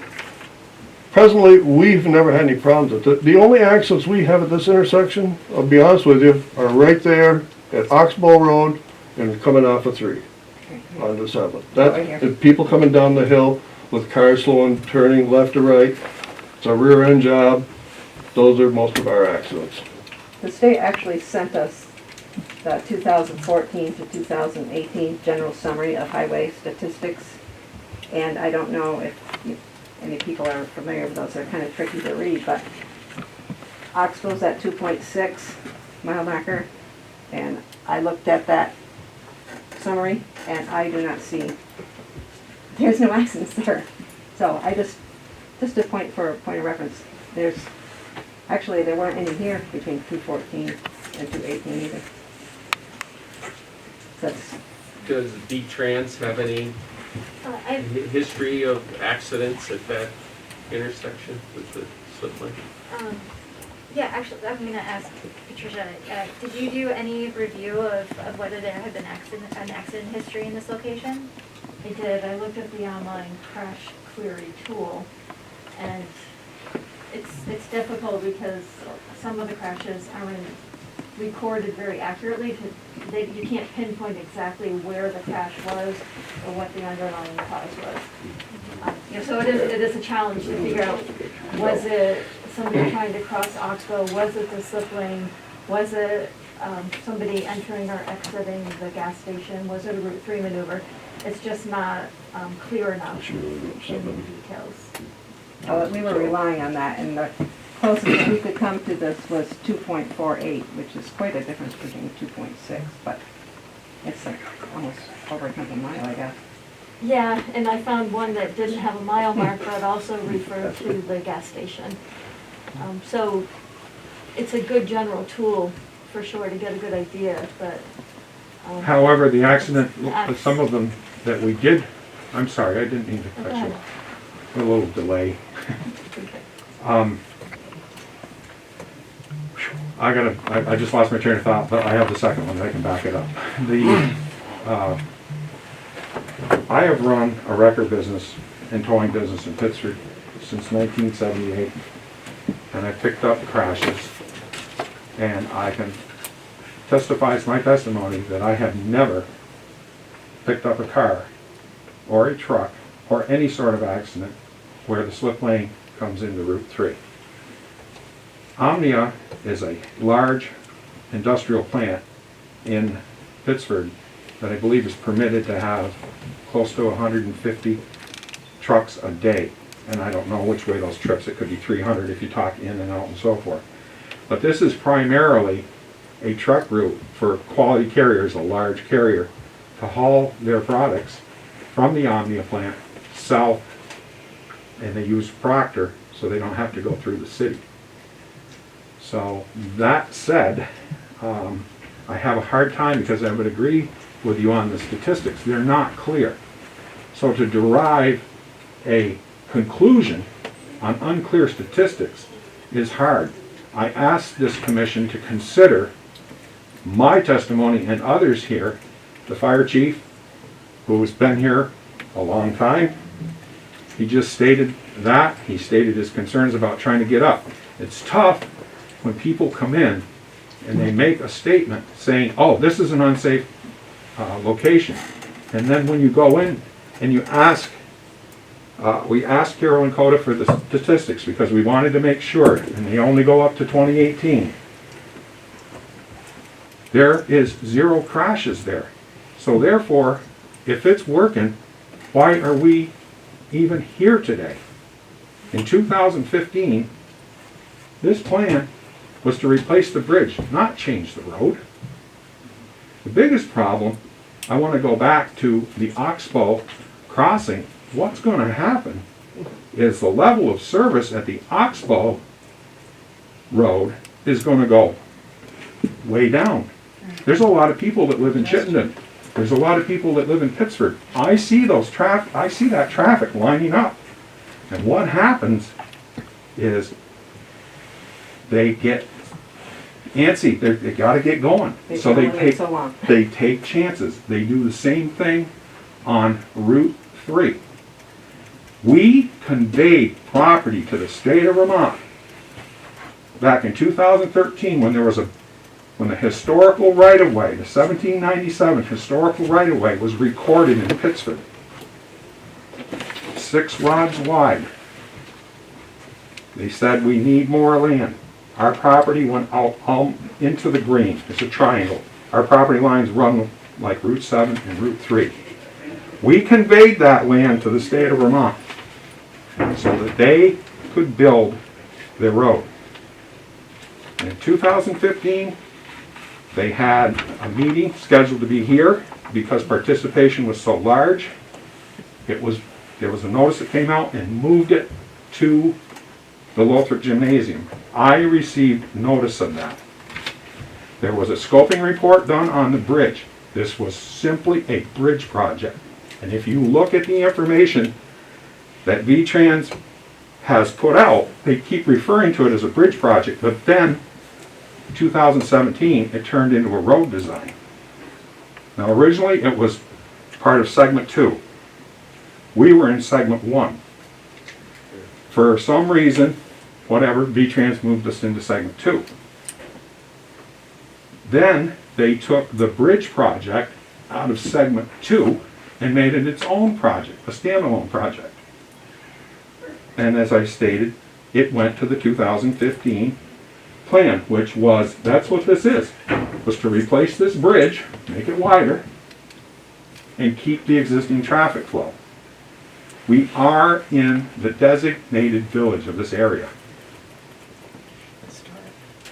It's in the historic district, but that's a different criteria, but just using the word terminology. The historic right-of-way was recorded, the 1797 historic right-of-way was recorded, 6 rods wide. That's a duplication of my statement. What we have in Pittsford right now is working. It's not on Oxbow and Route 7 because of the traffic. I will maintain that the addition, well, I'm sorry, I'm a little running, yeah. I can't see it. You're going to have these 2 lanes coming down through. You've got the people sitting over at Oxbow. They really can't go across that road until they know that both those lanes are clear. Because somebody can have their directional light on, but they really shouldn't go out there because that person could change their mind and go straight. So the level of service on Oxbow Road is going to continue to go down. Right now, they have to cross 2 lanes of traffic. It's going to cause congestion. People will start backing up on Oxbow if they can't get out. People start backing up on Route 3. We have times, and hey, there's more of us. We have times when traffic backs up all the way on Route 3. Because they're just sitting there waiting. And unfortunately, it was cold today, and we've been down there, you know, because we're trying to work with this and try to get our point across, and that intersection flows. We don't, where's your evidence that we're having these truck accidents, or these car accidents, or whatever, the points of conflict, or contact points? The accidents are out in the road and on the hill, because they're coming down so fast, or and you look at the description of the reason for the accident: inattentive driving, texting, using your phone, whatever. There's nothing we can really do about that.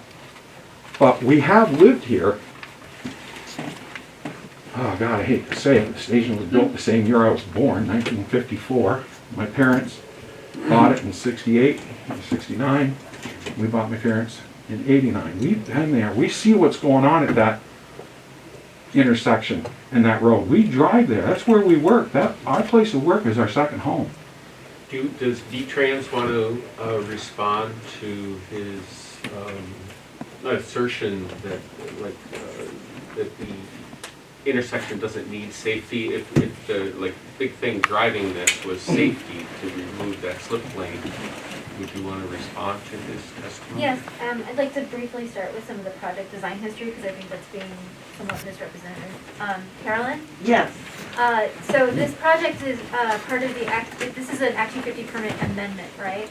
Correct. And that's because this is originally part of the Pittsford Segment 1, Segment 2? It was segment 1, well, the whole Yeah. corridor, yes. What, in the, so that's a 2000, around 2000 Act 250 permit? 2004. 2004.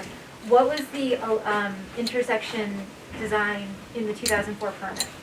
Does it include the slip lane? No, it did not. Okay.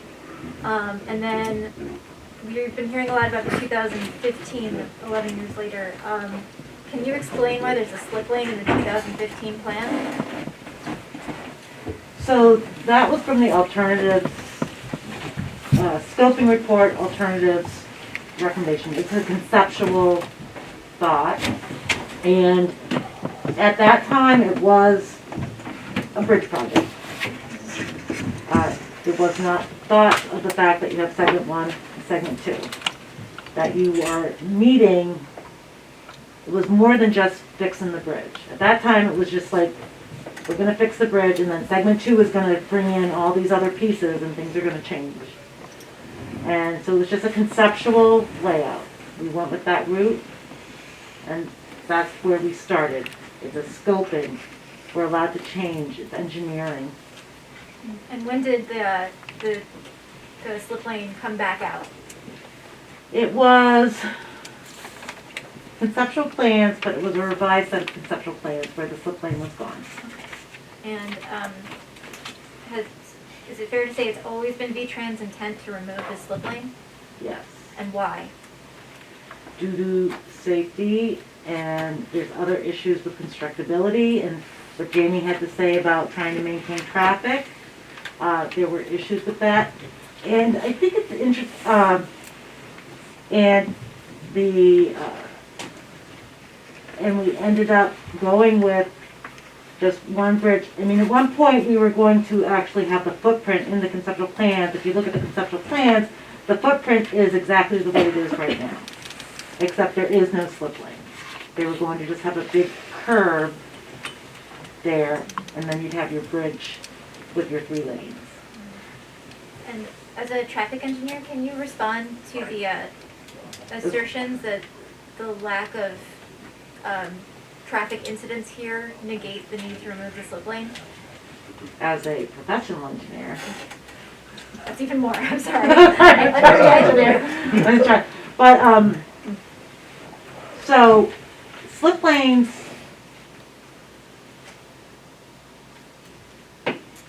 so the accident data, which there is lack of, it's also, accident data is recorded accident data, and a lot of them are based off of accidents that are usually cost issues greater than 5,000 that get recorded.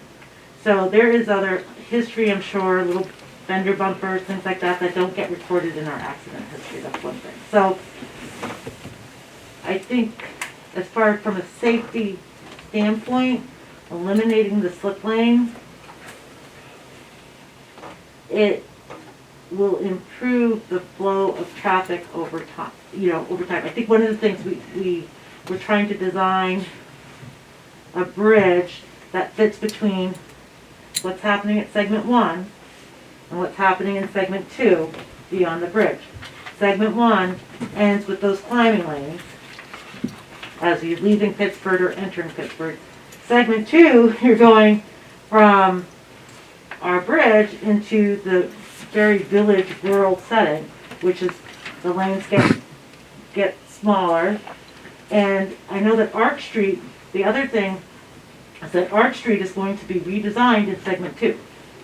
We're not touching it for our bridge project, but that whole intersection is going to be different from what you see now. So right now with Arch Street, it's very easy to go straight down that slip lane, but they're not going to be able to do that in the future. There is going to be a change. Can I ask a question? Yes. Okay. Mr. Norris. In 2015, that bridge project was presented to the town? Okay, so it's presented to the towns, select board, planning commission. This is what the bridge project's gonna look like. Granted, it was a preliminary, and then that changed. And fast forward 5-6 years, here we are with the illuminated slip lane. In 2017, there was a select board meeting Okay? where our engineers, John Byatt it was sealed, was it CLD then, or something on the other, and it's CLD. Anyways, he was here with Doug Bonnell from the structure section to present to the town changes that had been made to that plan. Understand? And that was the temporary bridge, elimination of the slip lane. It was specific in that presentation, those comments were made. Yeah. And now we're here in 2021, and there's a considerable amount of people in this room with a lot of concerns about the elimination of it. I was going to ask Patricia another question related to fill out the safety test. Okay. I would like to give parties more opportunity to express. We went to the parties after you had made a presentation. And I would like to give the parties the opportunity to complete their input. And then we can have a back and forth, if that makes sense. Do you have more, Mr. Norris? I have a lot more. On 5? On what we're talking about, 5? Criteria 5? Criteria 5, I do, yes. Okay. And so does Mark as well. I wasn't, I guess, following protocol, I wasn't sure if Rick was presenting. Go ahead. Okay. I'm mouth dry. I'm just Got a lot more. So, I'm Mike Norris. I'm a member of the Pittsford Planning Commission. I do have a prepared statement. I think you guys had a meeting on October 20th with the select board and Mr. Shaw, not you guys, but V-Trans did. Okay. And so the board met, reviewed this issue, and we prepared a letter. The chair, Mark Winslow, asked me to read this, and then we can go into more detail. But, and this was drafted on September 30th. It's a unanimous position of the Pittsford Planning Commission that we are against the state of Vermont's proposal to change the Route 7 and Route 3 intersection in our village as a part of the bridge replacement plan. The Planning Commission cites 3 reasons for rejecting the intersection proposal. The plan calls for the removal of the historic town green in the historical Pittsford Mills area. The removal of the historic green would be against all state and local designations of the village center and historical properties. 2, the plan is in direct conflict with the Pittsford Town Plan on a multitude of items. And item 3 is the plan will create an unsafe intersection situation for the residents of our town and visitors passing through. The Planning Commission does not support the original proposed, or does support the original proposed and resident review plan for the bridge replacement with no change in Route 7 and Route 3 intersections from 2015. So, just to summarize, the planning commission likes the 2015 bridge plan that was presented, which basically certainly replaced the bridge, and we feel that that's a huge priority. However, did not redirect traffic in ways that us as Pittsburgh residents feel is going to create an unsafe traffic situation. I do feel that some of these concerns from a safety perspective have been represented. However, I don't think all of them have. So I will ask for the opportunity, and Mark will as well, to illustrate some of the concerns. As Mark is an engineer, I'm somebody who drives 30,000 miles around the state of Vermont. We know it's a unique intersection, but I think these changes would make it even more unique and seemingly unprecedented, and I would like to be able to illustrate that and compel you folks to understand our situation from our town's position in having an experience with this unique intersection with its elevations and offset intersections, to recognize that this is an ongoing concern. We don't want to see, for, let's say, for the justification of constructability, to have the construction go smoother, possibly easier, or maybe even shorter, but then be left with an intersection that we feel is really unsafe for anybody coming through it and ourselves for in perpetuity. We'd rather take the hard lumps first and then be left with an intersection that we feel is safe. So that's my starting point. And on criteria 5, like Mark, if you want to go ahead, then we can go back and forth. I think it's fairly obvious that if you take the slip road traffic and you add it to that intersection, that you're increasing congestion. Like, we don't have to argue that point, right? If you currently, I live on Adams Road as well, and I cross Oxbow. I don't have to concern myself with the slip road traffic at this point if I'm crossing. I just want to make sure a truck doesn't hit me on the way down the hill or something else going up. Now I'm adding a second lane, plus I'm adding turning traffic. And I'm complicating that intersection a lot more, and I don't understand why. How is that safer? That's the part that I don't, as an engineer, don't understand. If they want to do it because of cost, I can see that, but you can't say it's safer, right? Because you're adding more decision points, more vehicles or whatever they may be doing into this one intersection, so it's not safer in my life. And I live there, I drive that. My kids have to pass that. It's a concern.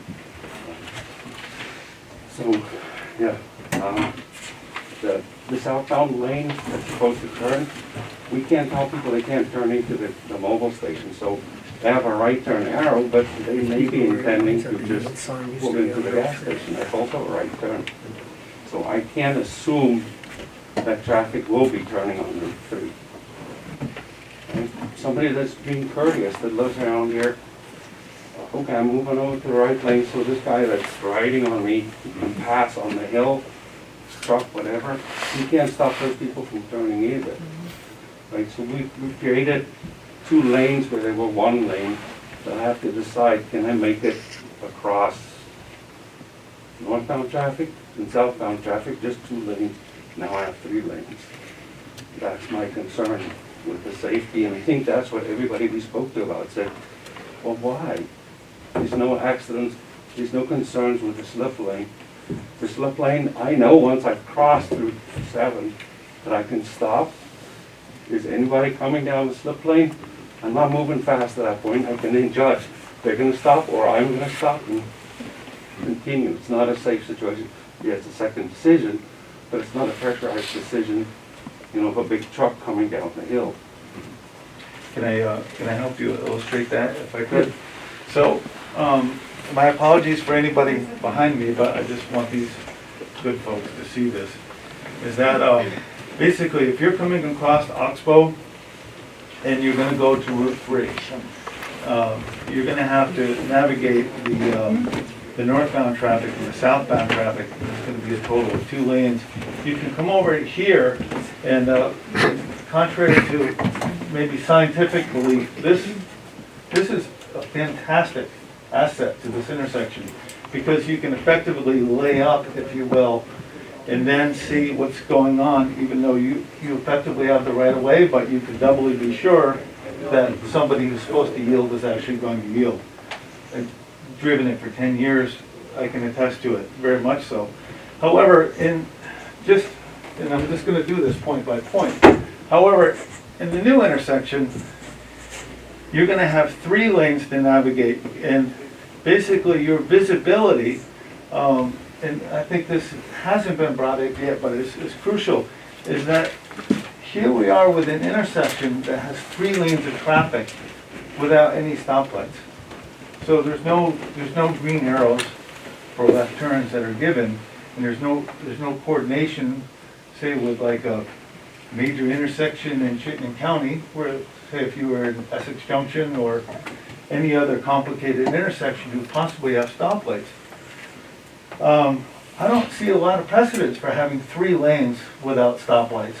And so the unfortunate person that needs to navigate from here to here can't see, with cars that are coming through, they can't see the other side of what's on the other side of that car, particularly if it's a truck, to know what else is coming until they're right out there. They no longer have the green to lay up and come through.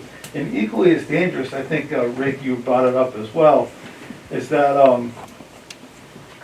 with this, and I'm gonna go back, with this intersection, if you're coming here over here on Route 3, you have 2 lanes of traffic to navigate if you were gonna go north on Route 7. So you look over and you'd have, north and southbound lanes to contemplate. So, and you'd be out over here extended to the edge of the intersection. However, Route 3 traffic, they're already out of the equation up here. And so, but what that provides is, because they're out of the equation and there's only a 2-lane, you don't have to look with X-ray vision to find out what's going on, because this is going to be a 90-degree turn here, or effectively more of a 90-degree turn, and you're going to have trucks and cars coming almost to a complete stop, and then coming around. You're not going to be able to, if you're sitting here, your view is going to be completely obstructed of any other southbound traffic. So, I just love to ask the question, but I don't see a precedence around the state of Vermont for an intersection that's similar to this. However, what I do see is in West Rutland, remember how we're talking about the other side of Route 3? There's a slip lane that works really well, that was only installed, I believe, 12 to 15 years ago, that works very well, and there seems to be no complaints, or from what I know, future plans of changing it. So, and for the third one that you guys have heard a little bit about this as well, is existing. There's, if you're heading up, let's make sure I have my orientation correct here. If you're heading south on Route 7, this turns into a passing lane as soon as you cross the intersection. And currently it's just one lane of traffic that's going to come up through, and then it branches out. So this is a pretty good elevation. I know that you guys are from Bennington County. You don't travel, presumably you don't travel this section every day. This is a pretty substantial hill coming up the hill, and anybody who does travel Route 7 or this area with regularity is going to increase their speed to come up the hill. It's whether it should be done or should be done or shouldn't be done. It's what happens. And so I think the community's fear, and I hasten to say that, there's 200 signatures of a signed petition to revert to the 2015 plan as opposed to this one. The concerns of the community is that basically we're going to be creating a raceway, because they already pick up a lot of speed going through this intersection to hit that hill. By having 2 lanes that are drawn out and having a painted medium, which was just integrated into the design 10 days ago, to have a painted separation or wedge, if you will, it's entirely possible to just have 2 lanes of traffic picking up speed and just utilizing that right-hand only lane, although it's painted, but they're just gonna blast right up through and be going even faster going up that hill. That's a major concern, and I think from the community standpoint, it's very difficult to digest the idea that, through machinations and calculations, that what we know is being a relatively safe intersection. However, because we live in the community, we know the idiosyncrasies of the intersection, that through scrutiny and calculations that implementing ideas that, from our standpoint, living this intersection, are going to blatantly make it more dangerous. I mean, this room would be crickets if we all thought that this would just be a fantastic idea. And so as you can probably tell, we don't. So traditionally, maybe this green isn't supposed to be safe. We find it to be safe. This layup area provides a lot of safety and visibility to navigate, which is already a complicated and imperfect intersection. So I drive 30,000 miles a year. I'm all over the state, in other states, driven around the different countries. I don't see a lot of intersections that have 3 lanes that you're basically left to your own devices to navigate through. Okay. I'll kind of rest there and maybe let some folks. Yeah, I didn't know if, Mr. Hooker, you have party status under 5. Huh? Did you have anything different to add? No, I think I previously stated what the emergency vehicles, what their concerns are. Yeah. And we actually had a fire meeting last night, and there was a lot of concern at the station. Why are they doing this? And I didn't see any firemen that were certainly in favor of this new proposed eliminating of that slip lane. Okay. Mike, did you have something? Yeah, we've heard a presentation from the planning commission. And could you clarify whether that represents the position of the town and the select board?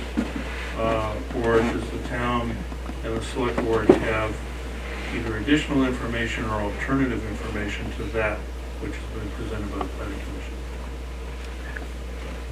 I'm not sure who exactly is representing. Well, the town. Mr. Hooker is representing the select board. Yeah. Oh, he is. I represent this one. He's the select board, I'm planning commission. Yes, yes. Mark's planning commission Yes, as well as so those down over here. I'm misdirecting my question. That's fine. I should be asking Mr. Hooker. I think we've covered that with John. Pretty much, our board's position pretty much is the planning commission. That's my understanding, that you have a lot of the same concerns, if not every concern. Exactly, And pretty we much. put everything that in a stated. letter to V-Trans. Right, and we they have a letter received- set Yeah, by the, which led by the to board. a conversation we had With the state. last week with the state. in which we did get some, I believe the state is going to put maybe some preemption up for fire equipment entering at some point possibly. So we kind of resolved maybe some of those problems, but still, I don't think it's a good situation. Okay. Rick? You're all set. Yes. If I just might want to follow up, I'm pretty sure, but Tommy, did you mention the slippery conditions for the fire department? I think I did, once we have to slow down going up that hill in the wintertime, and, yeah, and especially, another thing where accidents there is when it is slippery, cars slide out because of that hill, that's when it becomes a dangerous intersection. And I would just like to point out as a follow-up to that, that vehicles, I believe now, are going to be turning on that bridge. That bridge freezes before the road. There's been, thank you, there's been a salt, somewhere in one of the states, there's been when they describe the deterioration in the bridge, which you saw on the downstream side, they've reduced the amount of chloride. They said it's a chloride attack, but basically salt, I'm assuming. But my point is to be making turns on a surface that freezes before the road with two cars, one car going this way and this car turning, or a truck. And our experience, again, is being there for so many years, people lose control. And I think for a truck now, as it's currently designed, you can come straight through. When you start putting a turning movement in, then it's gonna be tough one, especially with 54-foot trailers, 53, sorry. Can I ask a question? Or make a comment? Yeah. I live right before the bridge. Yeah. Now your proposal to make a right-hand turn onto Route 3, and if you have a big truck coming and they meet, you're gonna stop. There's 13,000 cars a day drive on Route 7.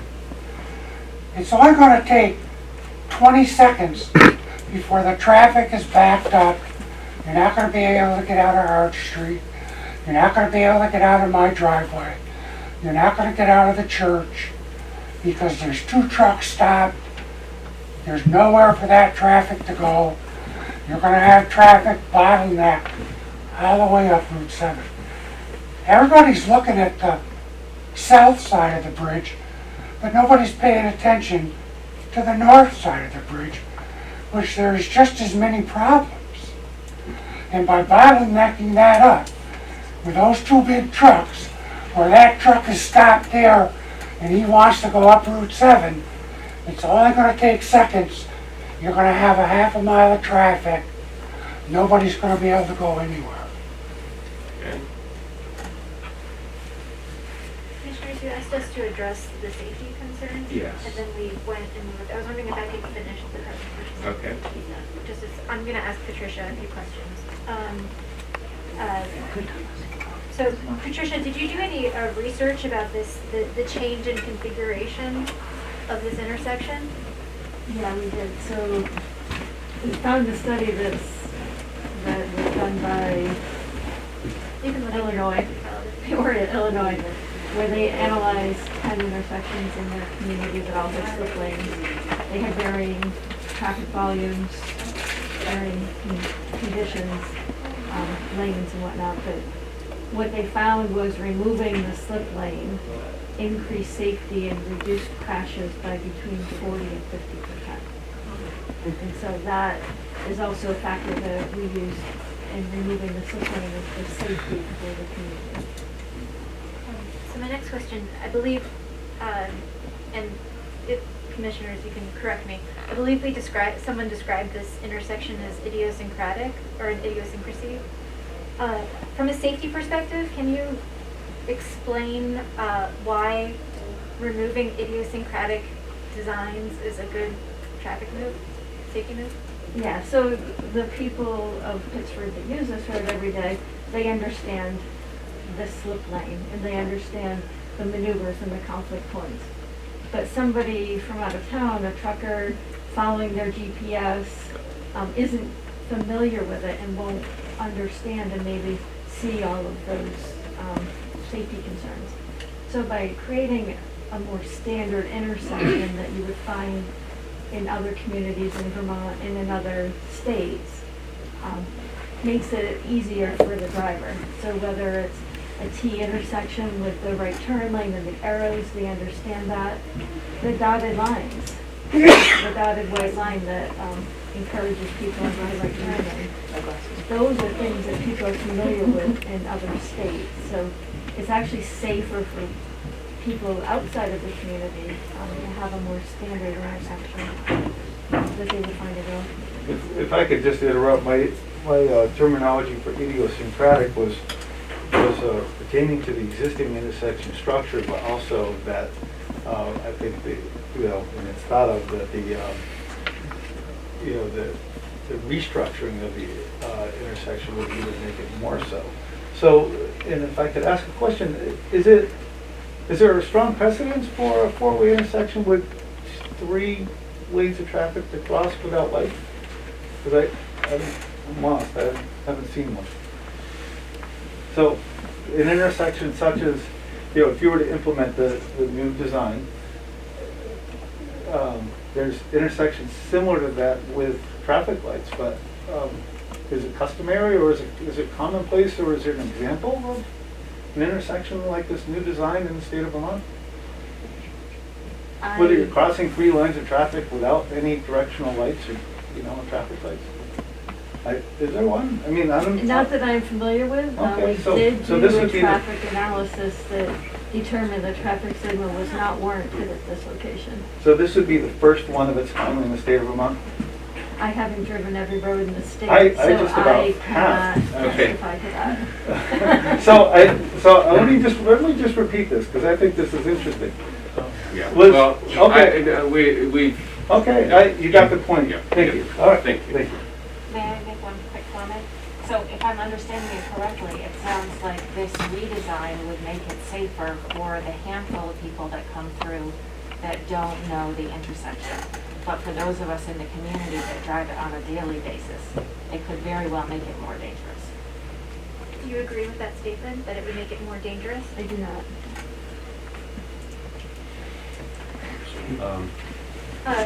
I'm sorry, could you? yeah, you were continuing. Patricia, can you give us a little more detail about why the traffic control here is the stop signs and not a light? Or is Carolyn perhaps a better person to address that? Yeah, why are we not lighting up this intersection? Oh, with a traffic signal? Yes. The traffic volumes did not warrant a traffic signal here. And as I recall, it was not supported by the community either. Okay.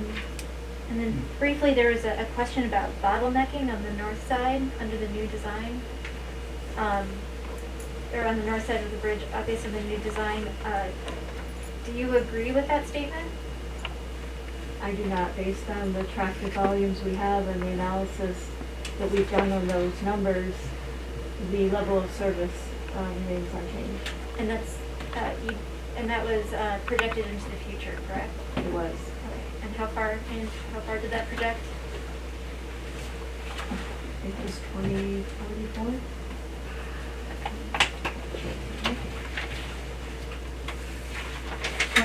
Thank you. Thank you, Commissioner. I have a comment just about Patricia's. Okay.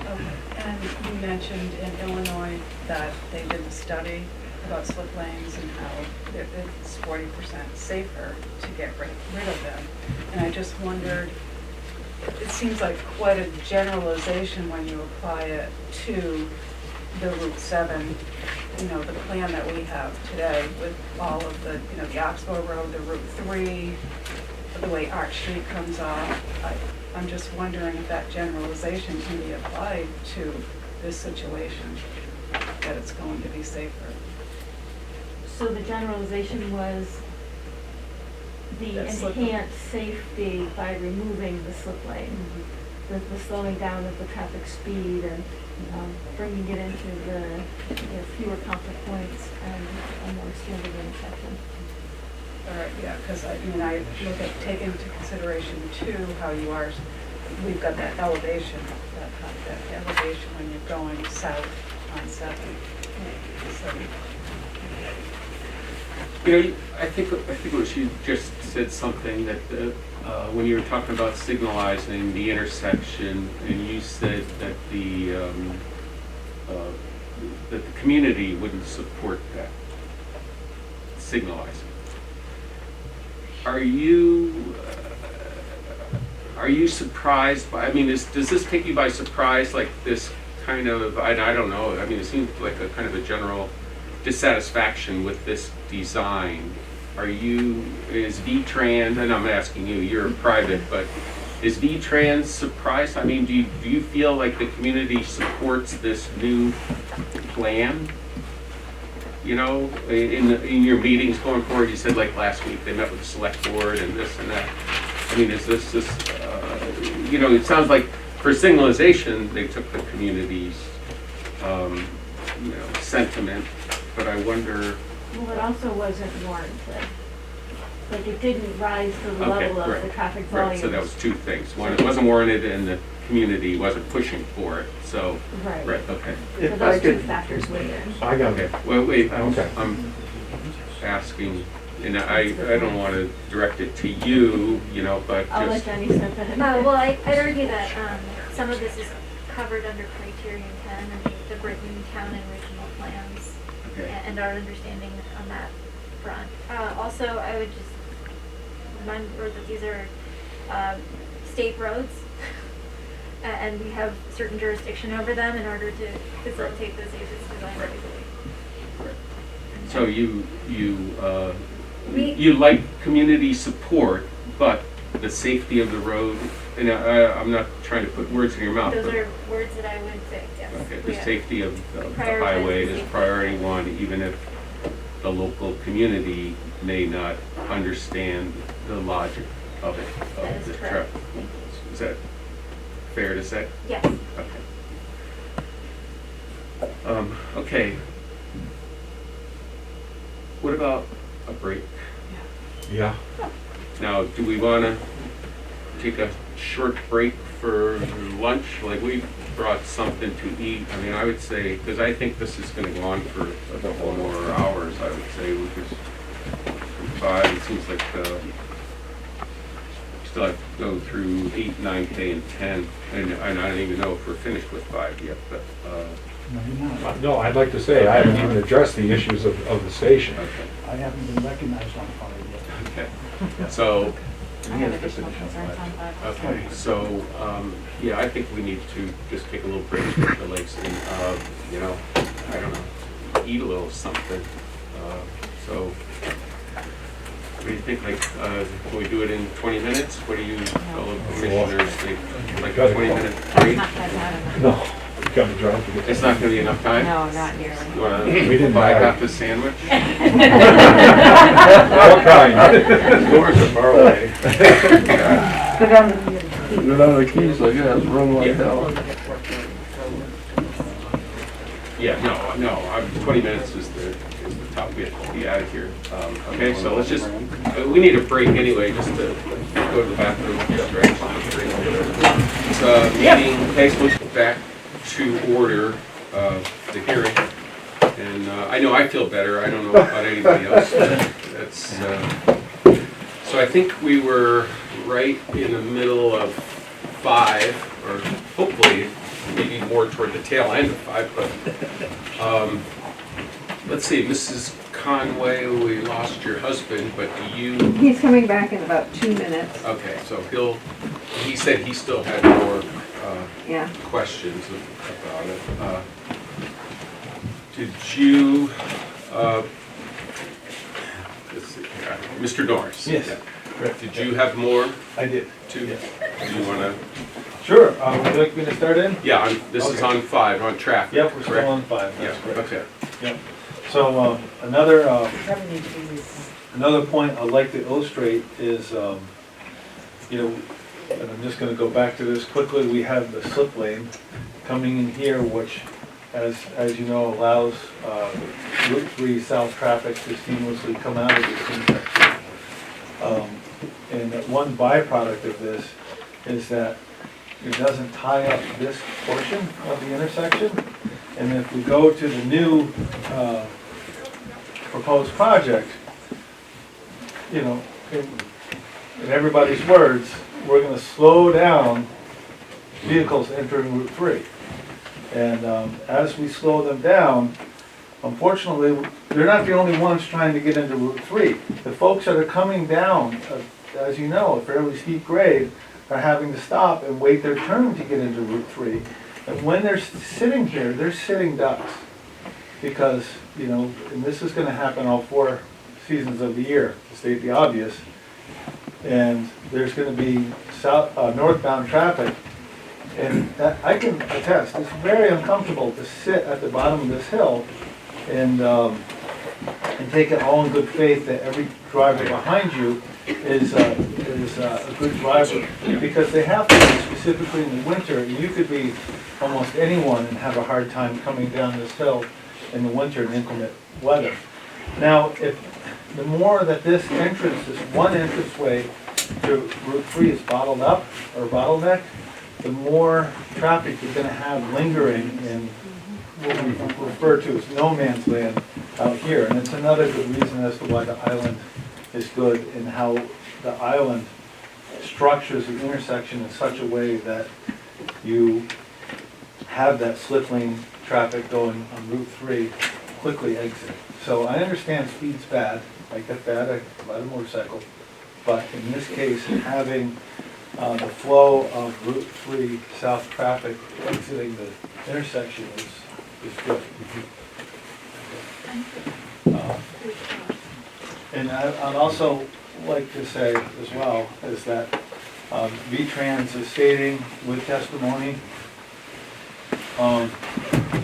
that this intersection is in, I'm a solar developer, I do Act 248 permits all the time. I hire specialists to provide testimony, and they beautifully do so.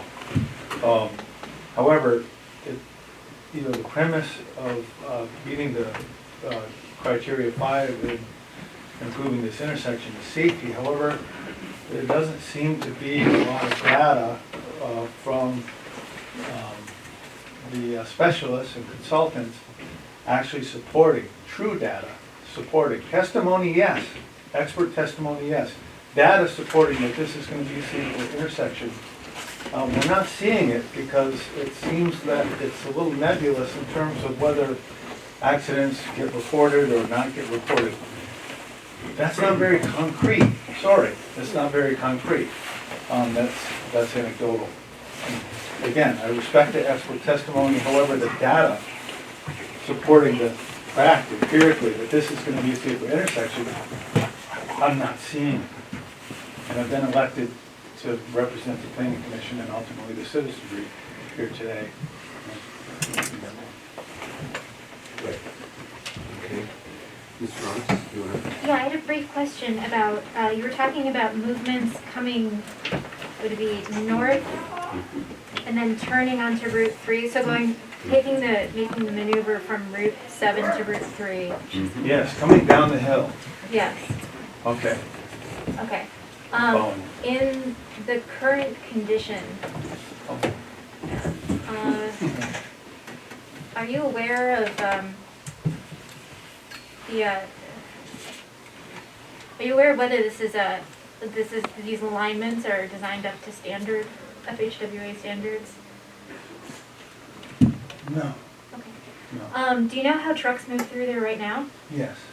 Do you know that, are you aware of trucks crossing the center lines and the fog lines in order to make that maneuver? I don't see that, no.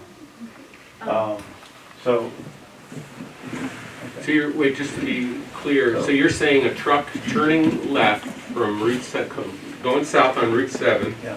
turning left onto Route 3, they're going to cross the center line of what, Route 3? I'll direct your attention to Exhibit 4 of Tricia Shedd's testimony. It's the existing utilizing, here I can show you right here as well. So just, Greg, let me feed this back to you, make sure I'm understanding your question. You're saying, do I understand, and actually I haul heavy equipment, so it's more than speculative, that's my experience with this. So the concern is whether a tractor trailer is going to make that radius coming around without clipping this, Correct. crossing that line. You've never seen anyone cross the line? No, I've seen truckers cross the lines all the time, they have to, and that's one of the bones of contention with this intersection over here. However, it's being done at very slow speeds. Have you ever seen a truck cross the line and have people waiting at the stop sign to have to back up a little bit to give them clearance? That's a different alignment than we're talking about in the new plan, right? Well, yeah, but the alignment in the new plan, turning on, I know that you have this cobble over here, this whole slagway, if you will, in order for the trailer to follow suit. You're still gonna have truckers over here who are gonna come out into this oncoming lane to turn wide. Right now, I'm talking about the traffic coming off of Route 7. Right, so what you're toward the saying, village, making the 90-degree no, I turn. appreciate your point, because what you're saying is you're gonna have large trucks coming down the hill, having to make this left onto Route 3. And because they're gonna have to clip this, not be able to make the turning radius, but they would with the new intersection. So let's go back to the traffic study of volumes of vehicles. This is truckers Route 3, and the trucks, and I'd love for you to gather this data, and I'm sure somebody has it, is that the volume of full-size tractor trailers coming north on Route 7 to Truckers Route 3 is gonna be minimal. It's gonna be probably not quite as low as Oxbow, because if you're in Rutland, you're gonna go out to Route 4 and go somewhere, okay? And if you're heading north, coming out of Rutland on Route 7, you're not gonna go on Truckers Route 3 heading back south over to basically nowhere land, central Rutland, to get back onto Route 4. You're just gonna go to Route 4. So the idea that large trucks are gonna, with any frequency at all, are gonna be turning south onto Route 3 from Route 7 north, how much money do you wanna bet? So anyway, coming this way, yes, absolutely, you're absolutely right, that's an ongoing concern. However, what I'm speaking to, and I think is primarily my point, is cars that are gonna be turning onto Route 3 all the time from Rutland heading north, are gonna be sitting here with trucks, cars, whatever you want, coming down and trying to navigate, getting around these vehicles that are stopped dead in Route 7 traffic. I'm not feeling like you're understanding me. I'm not. Okay, so when we did the site survey, if you're standing at the mobile station, you look up the hill. Okay? So people coming north on Route 7 from Rutland, the town that's south of Pittsford, are gonna be coming north, and they'll be coming down the hill. And if they wanna continue to go north on Route 7, they have one lane in which to do so. Okay, with both designs, they have one lane in which to do so. Okay? If you are traveling north on Route 7 and you wanna take a left onto Route 3, however, there's vehicles, a lot of them, turning onto Route 3 that are gonna come to a stop. They're gonna take a 90-degree turn via the new project. We're gonna slow traffic down, and they're gonna stop and take a 90-degree turn, is that correct?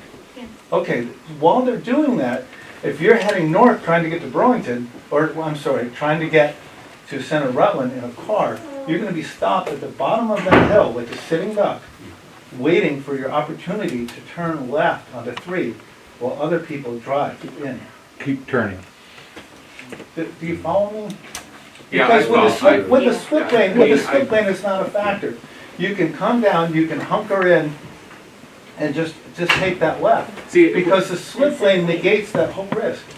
So what he's saying, if it's busy, if there's traffic going south on Route 7, and a car who's going north wants to turn onto 3, they have to wait for all that southbound traffic to go by. In addition to the traffic that wants to take a right on Route 3, because they're gonna be in your way. Right. So it compounds that Whereas he's dilemma. saying with the current situation, if I understand him correctly, a car, you wouldn't have to worry about the other traffic going on Route 3, and you could kind of pull in behind the island and just And lay check up. and make sure. And lay up if you need to. And I'm sorry, having lived in the community and used Oxbow, and that layup, this island, I'm gonna repeat this over and over again. No, I This island understand is an that. asset to this intersection. Yeah.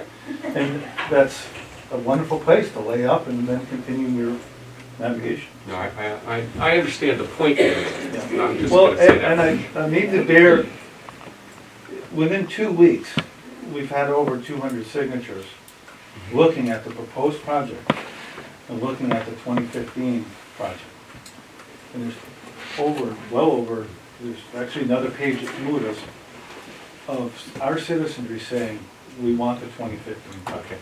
Well, just So, to that point, yeah. there will be a recess memo where you'll be requested to submit the thing that you read, because that wasn't submitted, it's not part of our record, you know. Yeah, you had a notice of appearance, but not the letter. Correct. Yeah, But- sorry. I don't But know. also then you could, at that time, if you wish, you could submit that petition. But just to be cautioned, like Act 250, it's not a popularity contest. I We can't understand. say, you know, well, you have 200, V-Trans only had 100, therefore, you know, No. you know what I mean? No, my It's father based was an Act factual, but. 250 review board member for 15 years. I well Okay. understand, and I just, but this is, I'm representing the planning commission in the town. Yeah. This is their representation. Okay.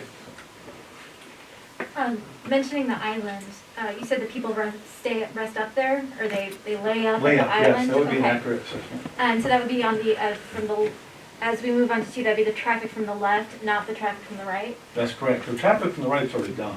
And the traffic from the right has a yield sign, correct? That's correct. Then why would you need to lay up at the island? If you have several cars, Yeah. oftentimes you'll have a number of cars that are coming through. Well, then wouldn't through the that traffic, zip lane. the yielded traffic have to yield to all of those movements? Isn't it Sure, they always a would, good idea? theoretically, yeah. Double absolutely. check. Yeah. Yeah. Do you plow through every yield intersection? Because there's a few in Vermont that you don't want to just drive I out. don't, Yeah. so that's my point. I'm trying to appreciate your point. Um, Having a safe place, yeah. Carolyn, Yes. did you want to address the issue about the turning traffic? Yeah, so Vermont 3 has standards too. And we are designing that intersection for certain size vehicles such as the WB67. So the radiuses coming onto 7 and the radiuses from 7 onto 3 have to meet certain radiuses in order for those trucks to stay in their lane.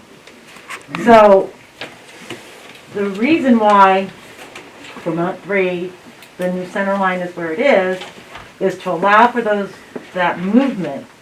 And as you know, the new center line is on the island. So if we were to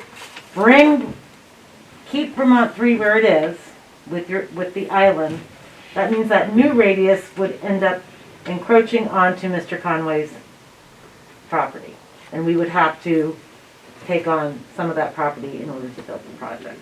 Because we were designing, because currently, the tractor trailer trucks, and we witnessed it today, some people witnessed it today, they're not making their turning movements appropriately because of turning radiuses, they're crossing over the other lanes, that's what they're doing today.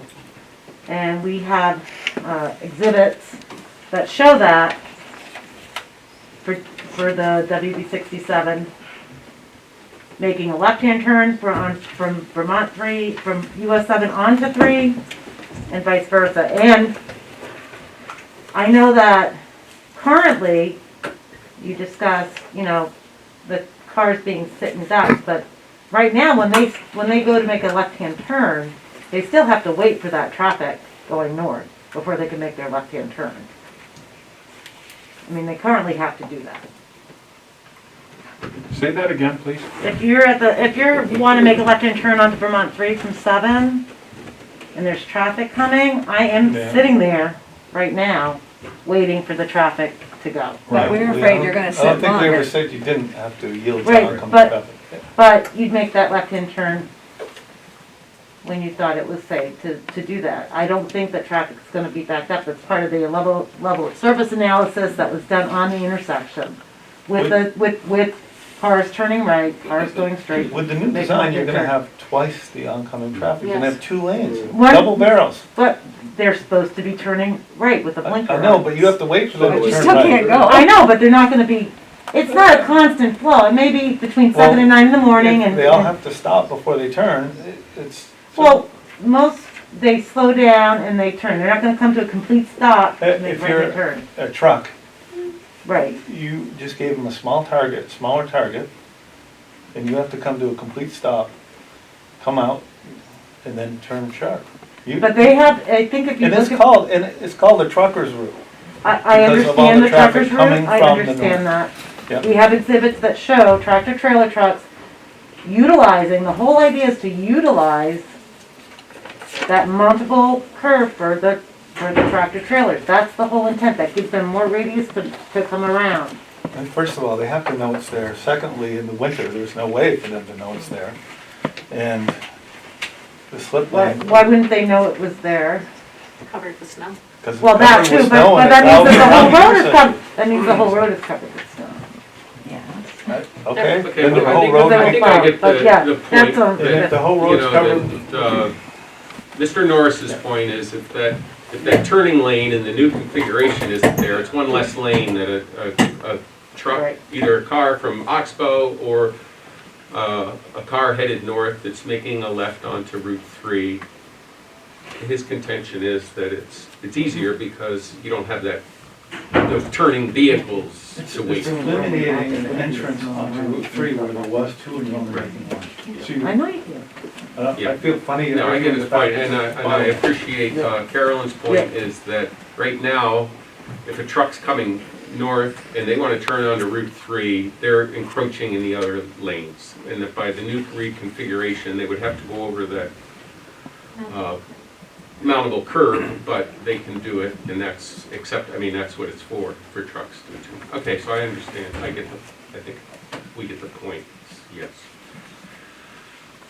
Just as a follow-up to Mike's statement, what would have happened if both lanes had kept going that was proposed by V-Trans? What kind of a situation would you have had then?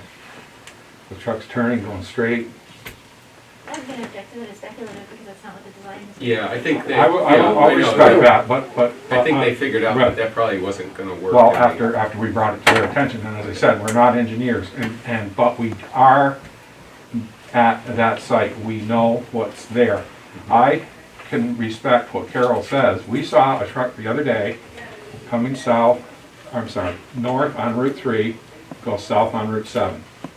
He clearly made that radius around, and I can produce the photograph, and his right rear wheel stayed just on the white line. Now the radius on the outside is further because you're on the inside of the radius. When you're coming down Route 3, it gets smaller. You see what I'm saying? So the turning movements that they show, and I'm not an engineer, but the way it's being presented, we would have truck accidents there all the time, and we don't. It's just like, it's hard to explain. I'm saying, where's the statistics and the evidence to prove that? We can draw on paper all day.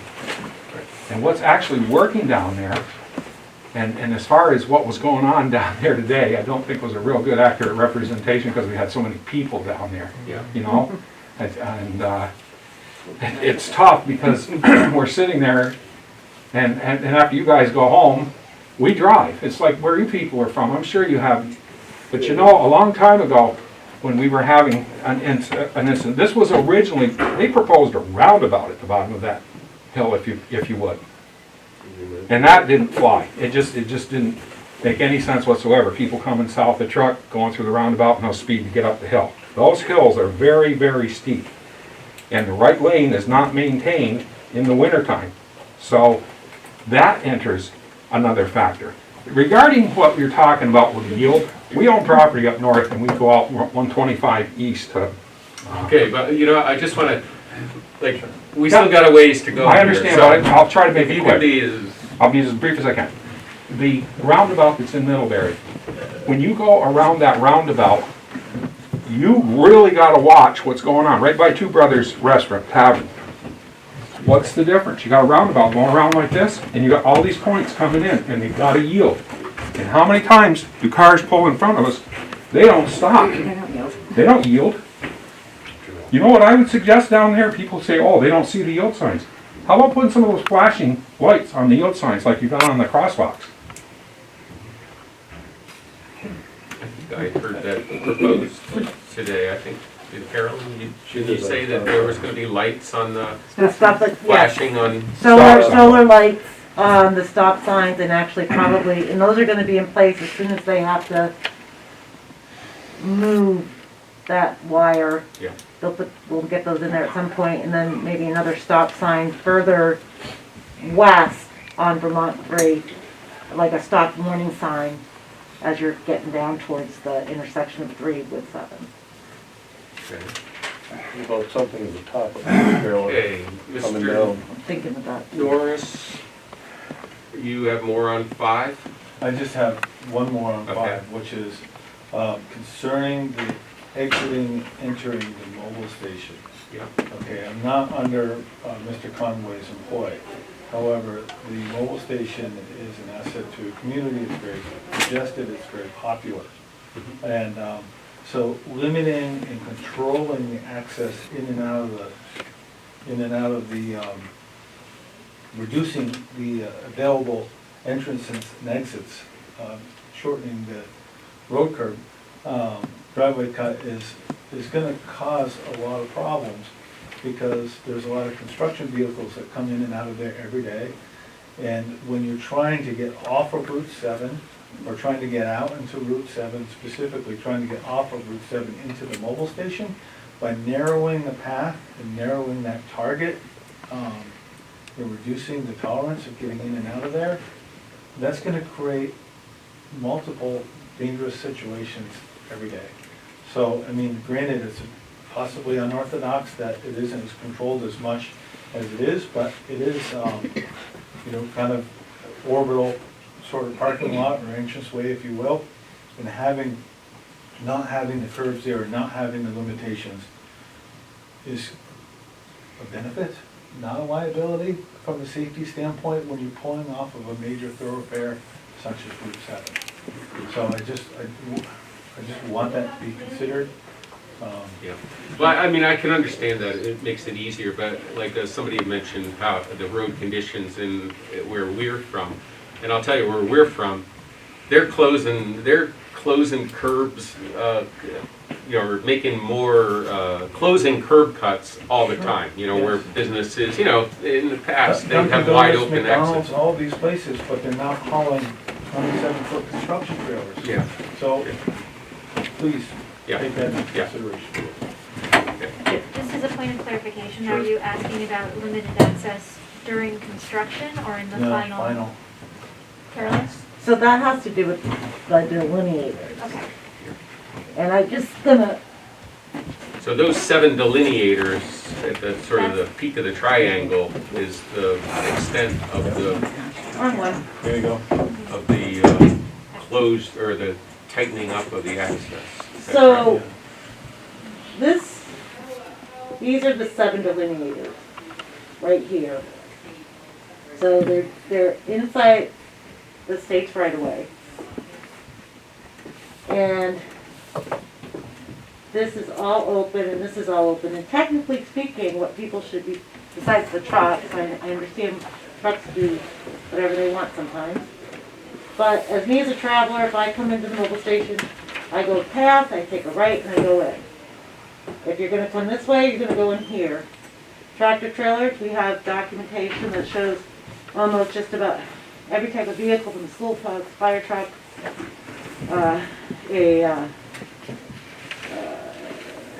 trailer, everything that the different can access this by coming around and in, etc. All around these delineators. And that's for another car trying to come out? Well, the cars, no one should be coming. No, coming out of the normal access way. Yeah, they still will have to wait until the car comes. To no different than- room for both people pulling in This and is pulling all out open, with, and this is all open. And you don't want, people should not, even truckers shouldn't be doing that. Right. They should not be coming down here and doing that. And I know that they do. I mean, I get it. And But that's what those delineators is It's for, just, is to it's prevent. kind of like a little prevention. Yeah. Plus, when you do have that erratic driver, Yeah, instead of crashing into the comps, at least they'll hit the delineators first. but they wouldn't stop you, right?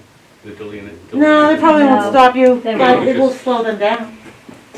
But it's really, I mean, as you said, Commissioner, about the curb, you know, everything's being curbed up around here, around the state for access management. Yet, in this particular instance, we're not doing that here. We're providing as much access as possible. Just for the record, I want to draw your attention, so the turning movement exhibits are V-Trans shed 3 through 6. And that has all the turning movements in the existing and proposed. I think we go through those more in detail.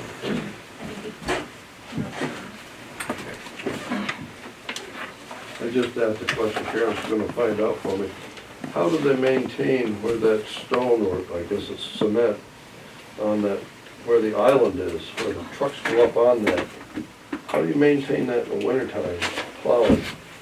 Because obviously, you've gotta go up on there. They've got one here showing my ladder truck coming across there. It has to go up on there to make that swing. I have it on an overlay. Carolyn, do you wanna answer?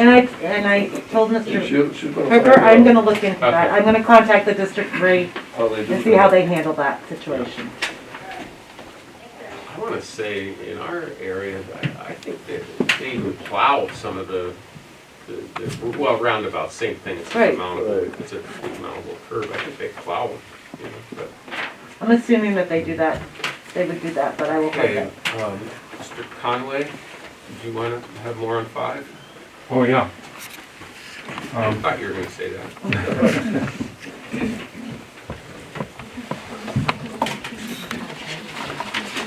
Yeah, is this 5A or 5B? We'll start with 5. We've only been presenting on 5A, I withheld my 5B Okay. stuff.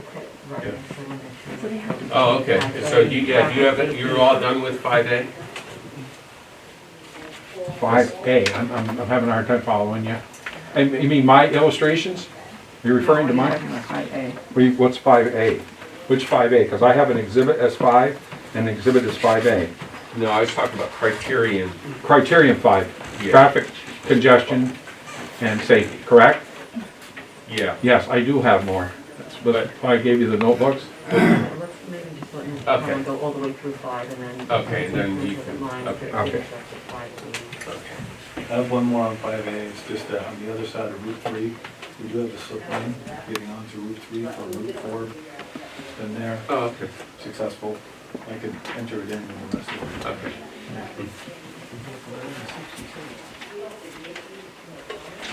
Okay. Okay. Conway, yeah. Yes, on my exhibit 5, I've highlighted the barrels, traffic barrels proposed by V-Trans.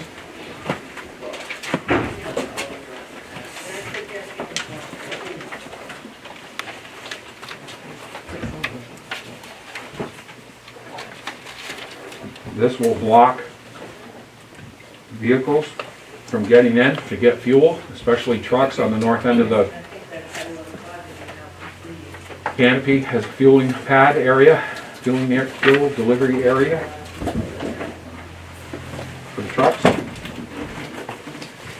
You know, this is during the temporary bridge situation. Right. But we're just thinking it's a little overkill with the traffic barrels. We're very nervous that people, even if, Well, just Is that Mr. to follow up, we had this discussion with Carol, and she talked about reducing the amount of barrels or allowing it so trucks would be able to get in. If you can just, I'm sorry to do this, but it's the only way I can see to do it, if you can jump up to Exhibit 5D, in my, it's a folded over. it's folded over.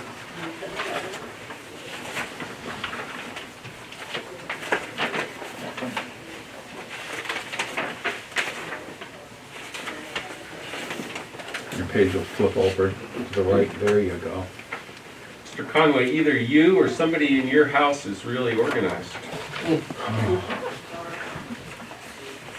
You mean this is okay? This is the Yeah, first time we've ever I done mean, it. This is, yeah. This was no, Sandy's that's a compliment. Well, both, you know We're a what? pretty good team. I will say this right from the beginning. Yeah, so. There's been a lot of talk about Mr. Conway, Mr. Conway. There's a Mrs. Conway too, and she sometimes takes a little. So it is her as well. But back to the business here. These are the turning movements of how the trucks would have to go in to get fuel. Look at the barrels. Number one, they'd have to cross right directly through those barrels. So if those barrels stay there, how's anybody going to be able to get trucks, going to be able to get fuel? And we did have discussions, and this has been going on for a year, so it's tough. You know, the memory isn't as good as it used to be. They said they were going to reduce them so people could get in. Over on the Route 3 side, where the red truck is, look at how the truck is sitting out in the road while they get fuel. They had to come in at such an angle. If you look at the barricades, which are the smaller ones, we saw the locations down there, the truck would be able to get in very similar to where the truck gets in on Route 7. Because there'd be enough distance for them to be behind there. Now, these traffic movements are showing the trucks headed south. We get a lot of trailered vehicles in heading north. Construction equipment, dump trucks with equipment trailers.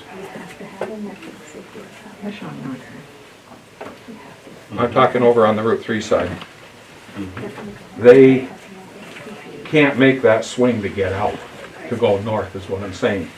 Right now, they can get out and go just, they've got to cut through the stop bar sometimes depending on the size of it. But my point is that if they're allowed to come in without that, without the restriction, they can get in there. But both, this illustration clearly indicates a huge safety factor on Route 3 and an impossible area to be able to get into the pumps. Carolyn and Patricia? So I'll start by addressing on the plan the red truck coming south on 7 across Temporary Bridge. And as Mr. Conway noted, the truck is on the pavement, but that's an existing condition. So if he indeed has a WB67 gassing up at that diesel pump, that truck will sit in the road today. I'd like to respectfully disagree, because if the truck can come in through the stop bar, they'll come in, and there's enough distance between the pump and that where the guardrail's shown to be out of the road. If you take it over on Route 7, our pumps are straight across from each other on the north side. That movement, that trail, the green truck is just on that edge, but he could pull further forward. This is just the way it's illustrated. He's having to go around the barricades. It's a longer distance from the pump out towards that stop bar. In this temporary condition, I don't believe there's any safe way to, we don't want them crossing the stop bar. So if they do that in the existing condition, that isn't safe. But in this temporary condition, even if we allowed the truck to go there down the dip of the catch basin and pull into that pump, he may still be in the road. Well, not like this is illustrated. That's from my point of illustration here is as it's defined, this will not work. So It's a grade differential, so that's part of the issue there. That's why that guardrail's there. Yeah. As we discussed. Right. There's a drop. Excuse me, could you Yeah. refresh, you mentioned at the site visit the particular configuration of the pumps from gas to diesel. Yeah. Could you remind us of that? Sure. On the north side, which is towards the church, Yes. there are 4 fuel dispensers that have both gasoline and diesel. Okay. And then to the south, towards the station, there are 4 dispensers that are gasoline only. Okay, thank you. And I'm not, as I said, I'm not even sure, well, obviously it can't happen, I'm not sure. From this depiction, it can be clearly seen that a truck that's going south would drive in there, and my concerns are that could very well happen, and if those barricades are there, then we're gonna have a situation where a truck is gonna have to back up to get out of there. Those aren't barricades, they're just, I mean right the now barrels. they're barrels Right. that are shown there. And you are correct, those trucks are going over the barrels. And those are there for the safety of the traveling public as well, to help direct them through the construction zone. I understand that, but the impact that I wish the commission will hear is that's gonna be a huge impact on our business. It will essentially destroy our diesel business from. So, that said, could other alternatives be done that when this temporary is done, when this temporary bridge is installed, to consider a detour down Route 3? For the trucks at least. For at least for the trucks. It is a truck route. The trucks that want to utilize your business, you mean? No, the trucks that are coming south, they want to put this in there for the temporary construction of the bridge. That's 2 years, right? Is that the estimated time for that? Yes. I just don't think we can take that kind of a hit. But So I didn't- think I'm confused on the issue, so if the trucks all go down Route 3, are you saying we no longer need, in your opinion, the barrels on Route 7? We'd be able to make the conditions so that we could get the fuel trucks in there, or get the big trucks to get the fuel. On the diesel pump closest to Route 7? We're talking two different ones. If we can if we can make it so that the trucks can get in, obviously in these aerials, in these turning movements that you have, then that solves the problem for that Route 7 side. And we have to weigh the safety of all the vehicles traveling through this construction site and potentially getting confused by the lack of direction in the sea of pavement, and would they end up in your business? Well, I certainly don't want that, and that, I don't know. But I'm just, That's what those barrels are for, though. It's to direct the through traffic So down it's south for on the Route 7. southbound through traffic Yeah. to guide them so they know that this is a business, and on the left side of the barrels is the road. The right side is his business. Yes. And the left side. Yeah, because you've been shifted off of Main Line, and you've got all these curves, and to get back to the existing road, it's to guide them through the construction site. What's the temporary center line in that area? Is it just a painted line? Is that what, in the road? Yeah. Okay, so do you have see that the on short one side, and you have the dashes? barrels on the other side as you go south on Route 7. To Correct. the intersection. Okay. But I didn't understand your question about if they could make all the trucks turn. I didn't understand. well, if it's an issue with the trucks not being able to make the turns when they come off the temporary bridge, why don't they go south on Route 3? Oh, the trucks can make the turn. The trucks can make it through the construction site. Yes, okay. That's. But I'm the barrels saying aren't that there for the trucks.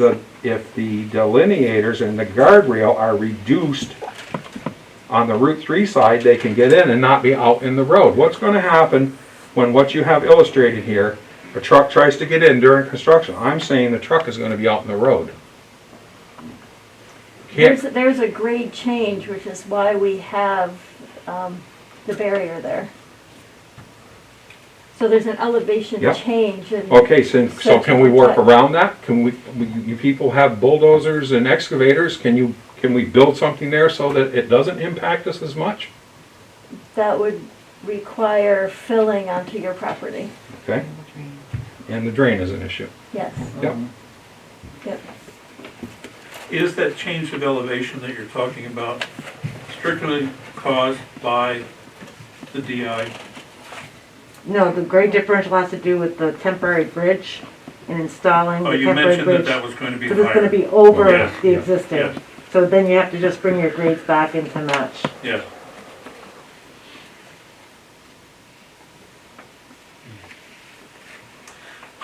Just a comment. And maybe these conversations have been going on for some time.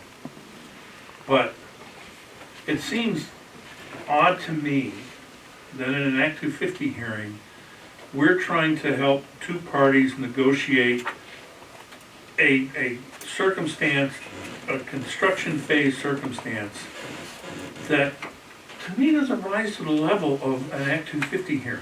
And I'm not praising what we do.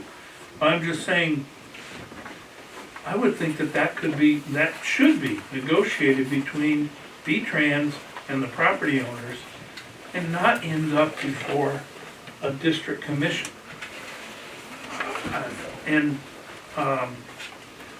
Maybe you are at impasse on this, but I just don't see that being a finding of this commission as to where the temporary construction barrels are. It just a comment. Yeah, and I appreciate it, Commissioner. And I gotta say, Carol, Okay. she's been very good working with us. It's just that it just so much has changed. It's a lot for us to try to gather in, and as you saw today, like where's the guardrail going to be? Well, approximately here. I'm not putting her down, I'm not saying anything bad, she says I'm not a surveyor or whatever. The point is, I don't feel that it can't be, that there isn't a way that we can reach a solution here. It's just that these just keep getting plunked down from plan to plan. You know, they go from this plan to that plan to that plan. And I believe that it's up to the applicant, to V-Trans, you know, to work through that. We keep getting the turning movements, and these people keep, you know, the amount of time and stuff that's been constructed on this. If this wasn't being constructed, and this issue didn't come up when we were trying the 2015 plan. Now, we've got this in the mix.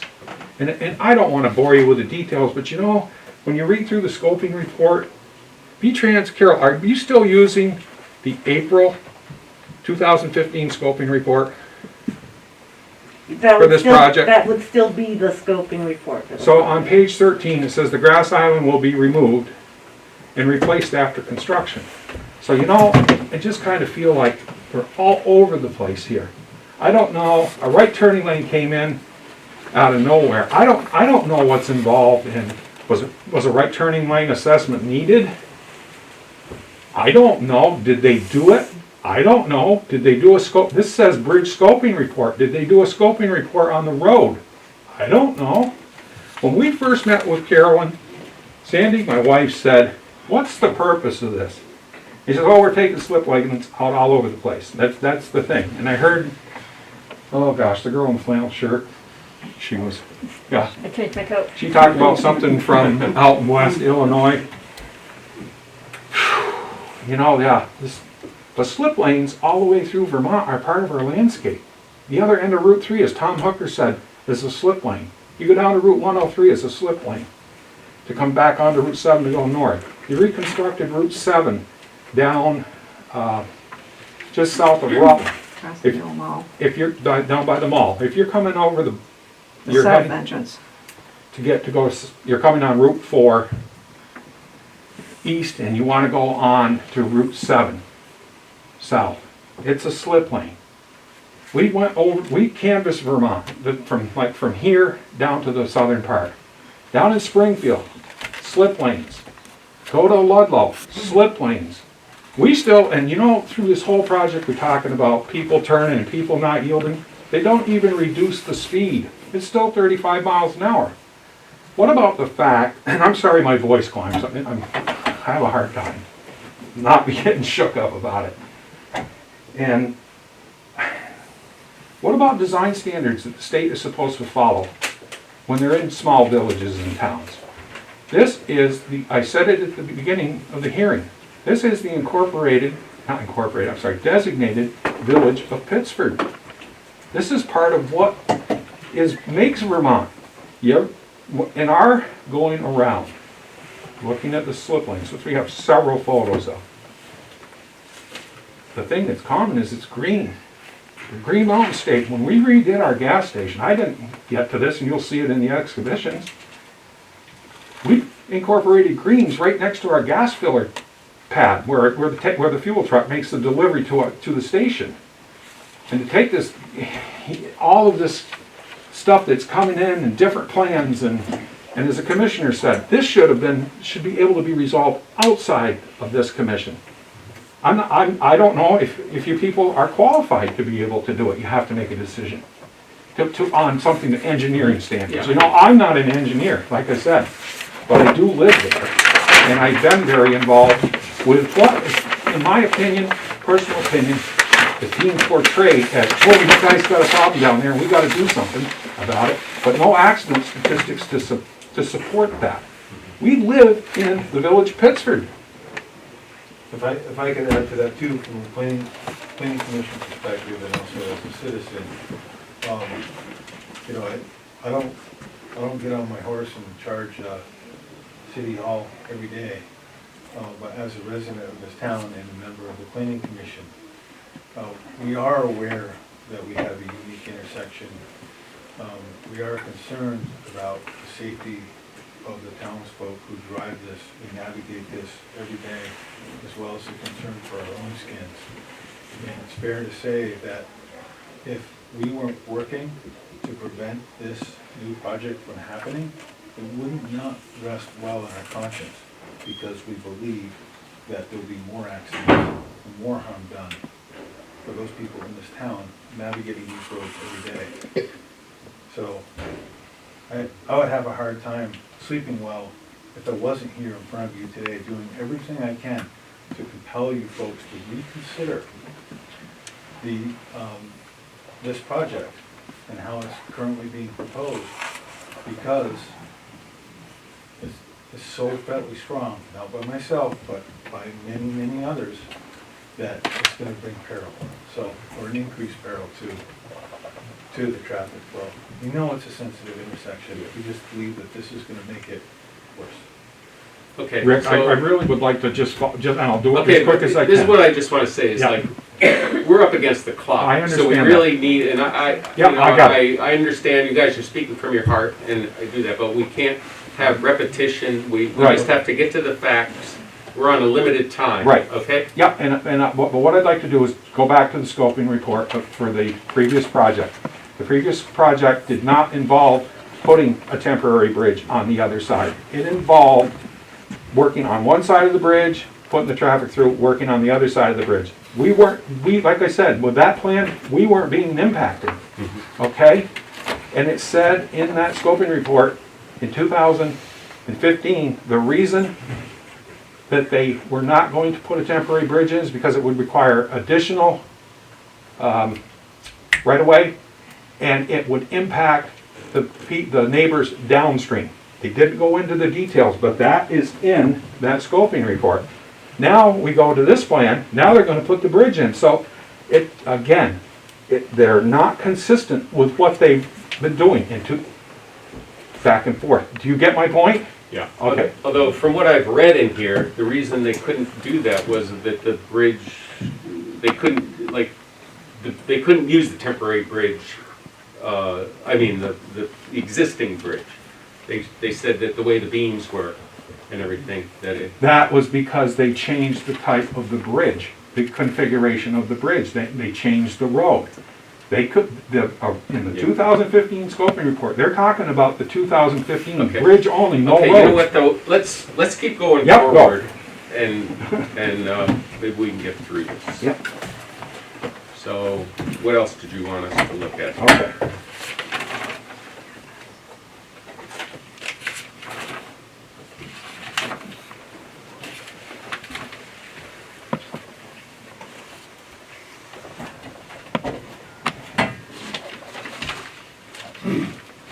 Okay, Exhibit 5B. And at the site visit today, I'm sure everybody noticed that the access to the station is unrestricted.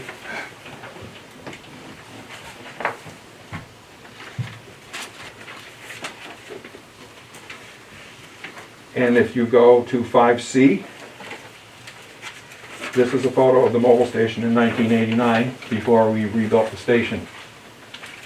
As you can see, the access is completely unrestricted. We have 2 pump islands. At that time, we only had 6 pumps instead of 8. The pumps were very close to the road on the Route 7 side because the state widened the road. In '97, we built the current structure, the current site as it is today. We moved everything back. And we have not had an issue with accidents as a result of this.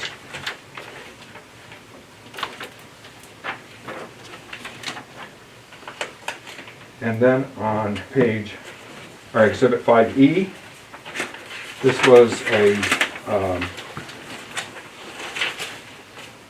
record of Carol and Sandy and myself, Carolyn, Sandy, myself, on the delineators. At the bottom I highlighted it. I brought up the delineators with the consultant. It is their opinion that we need the delineators. However, we did agree to eliminate a few of them.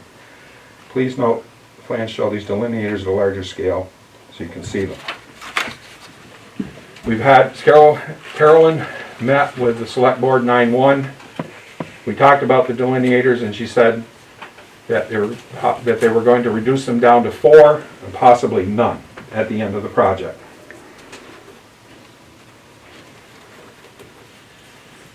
And if we go to 5F,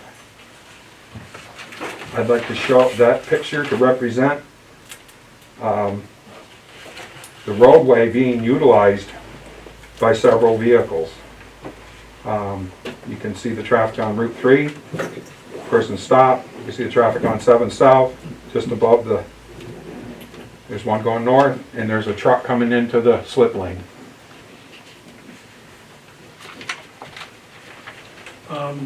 Question. Yes. Procedural question. Oh. We have a submittal from one of the parties. We're seeing it for the first time. And the applicant doesn't have access to it now. Yeah, you got a copy. I have one copy for the 5 of us. I would just like the opportunity to maybe respond in writing. Yeah. It'll, if needed. In a recess order, all the You wanna give your parties copy will up be first, submitting anybody it, else? will have an opportunity to submit additional information, it will be requested, and all the parties will have an opportunity to rebut the information that has submitted here today and will be requested of, for example, the town. So there will be opportunity. We'll give Sandy's to yours, Jenny. I'm sorry, I thought when I handed it to you. Well, she And she went over to you. Well, I wish we said something we couldn't. Okay, everybody. I'm not currently objecting to the revision. Okay, so just give Jenny, did you see where we're at 5F? Maybe take a minute to look.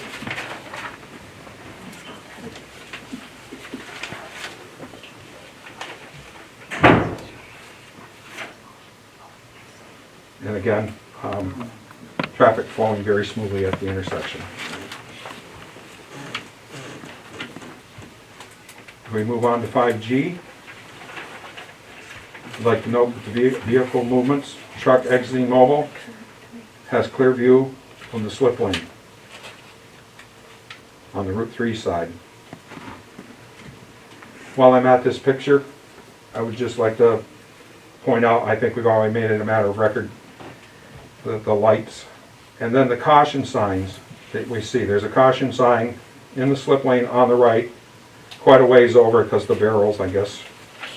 Then the 2 yield signs that are at the southernmost end of the slip lane.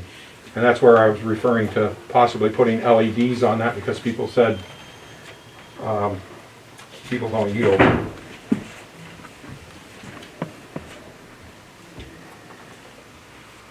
Note the red truck turning off of Route 3 with the turn radius, passing through the slip lane.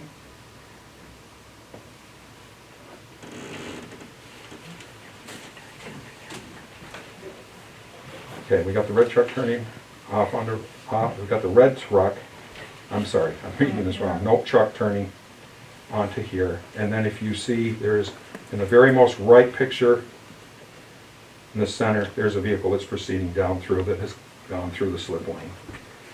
I was watching this traffic as it was going. The current, as I said, the current project will remove all these yellow and red traffic lights at the intersection. I would recommend flashing lights at the yield sign. And then on Exhibit 5H, we're showing the location. This is the village center designation map. I'm trying to illustrate that this is a designated village.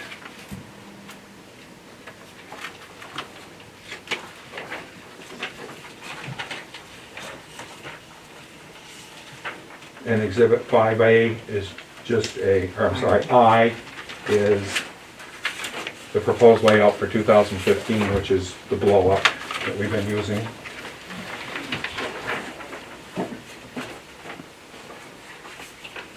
I just put the final layout in here, final plan layout, in case I thought we were going to be working from this. And then we'll go on to 5K. This was a select board meeting that was held in November 1, 2017 that Carol referred to. I've highlighted John Bayat and Douglas Bonneau. Rick and Sandy Conway as being present at that meeting. And then on the back page, I've had it highlighted. Remarks from V-Trans regarding Route 7 and 3 bridge replacement plans. Doug Bonneau was present to discuss the bridge replacement plans of Route 7 and 3. The mapping portion was presented by John Bayat, CLD's engineer. Miss Conway inquired if there would be crosswalks in the area. Mr. Bonneau stated that a crosswalk would remain as it is now. Obviously, at the site visit today, there was a lot of crossing the roads, and I don't think we were in any crosswalks.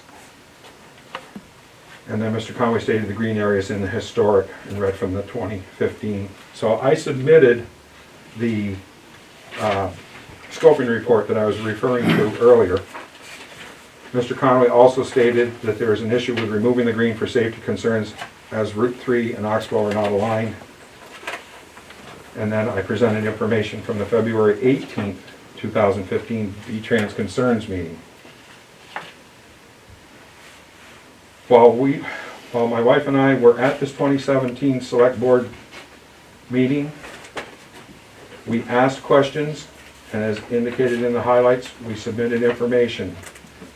V-Trans replied they would get back to us, that meaning my wife and I and the town. At the end of that meeting, Tom Hooker, selectman, stated, V-Trans, you guys got a lot of homework to do.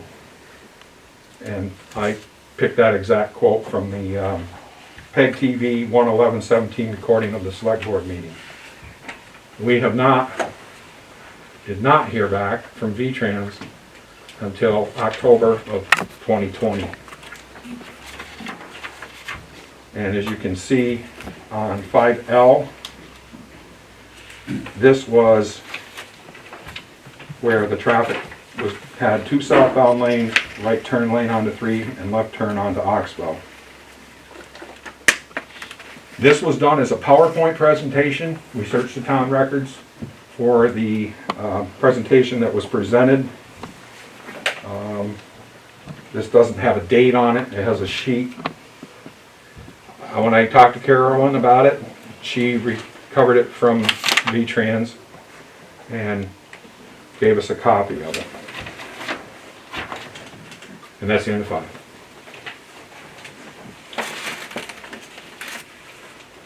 Okay.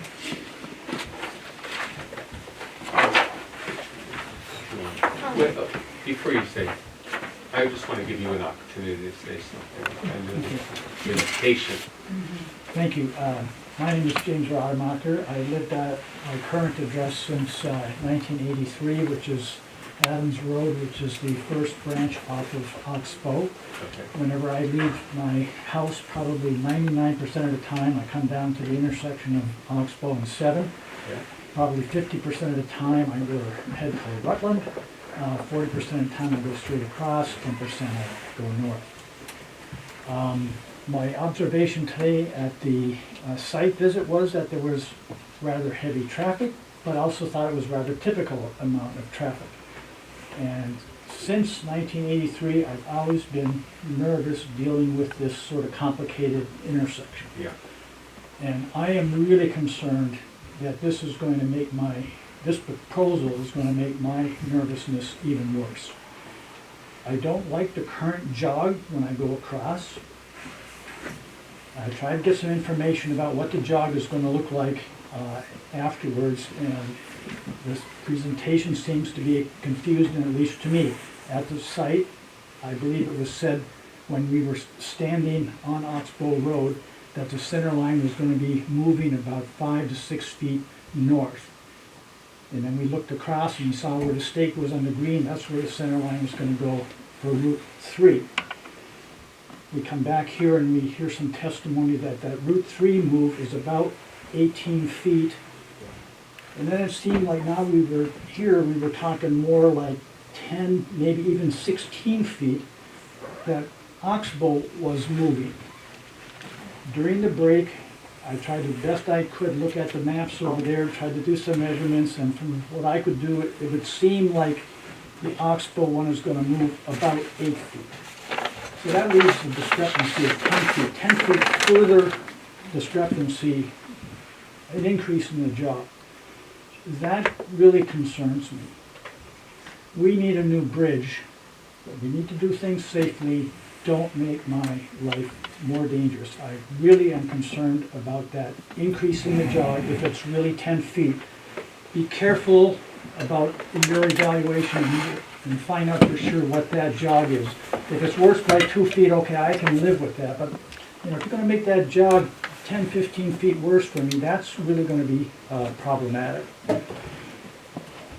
There's been this talk about certainly this slip lane, and yes, that's gonna slow traffic down, and slower, you might think, is safer, but I'm not sure that that's true all the time. It's going to lead to more congestion. These semis coming from the north are going to have to maybe not come to a complete stop, but they're really going to have to slow down, especially if they think they're going to hit that hump. They're going to be really slowing down, and it's just going to jam things up in that, and the nervousness of people trying to figure out how am I going to get across this traffic is going to be made worse. We were there for an hour. There was a lot of traffic going. It was moving smoothly. It was going through. Granted, maybe we were only there for an hour, but there was a lot of traffic moving continuously. Well, I'm really concerned that how well it's moving now is not going to be the same in this proposal. It scares me. Thank you.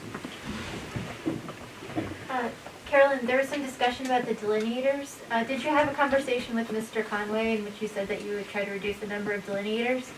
Yes, I did. And are we reducing the number of delineators currently? Yes, we are. And from what to what? I cannot say what the original number of delineators are, but it's currently 7. Okay. And why are there 7 delineators? It was, Fuss and O'Neill analyzed the truck turning movements and stuff to see if we could reduce those delineators, and 7 was the appropriate choice for safety factors as well as for people traveling south. And if they're coming down or across the bridge and lose control as a protection. And it also it will help guide people to go around as well. Okay, thank you.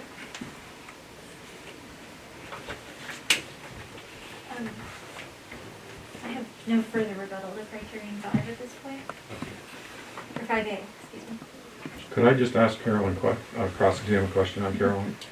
Sure. Carol, at the Pittsford Select Board meeting, September 1st of this year, at that meeting, could you repeat what we said about the number of delineators? At that meeting, I mentioned 4 or no, and that meeting was kind of a little bit of a fiasco from a lot of different standards as far as being able to look at plans that day, so that came just out of the top of my head. Okay, you said 4 or no what? 4 or no Delineators. delineators? No. Okay. I thought it was 4, but I didn't have the plans in front of me. Or It was none, a- you said, 4 right, or it was none. a rash comment at that time, but I was a little flustered that evening. Okay. But I just want the commission to know that I thought there would be 4 to no delineators. That's all I have on 5. Okay, so we'll go to, We have, just briefly on criterion 5B. yeah, right, that's what I was gonna say. Carolyn, in addition to the pre-file testimony that you already did, can you just briefly tell us what the non-vehicular traffic does in the existing situation? So according to state statute, we have to follow complete street guidance, and that means to make sure that we're designing our bridges and our bridgeways to meet all modes of transportation. So in our particular instance, we have added shoulders for bicyclists. We have a sidewalk for pedestrians. We're adding ADA curb ramps.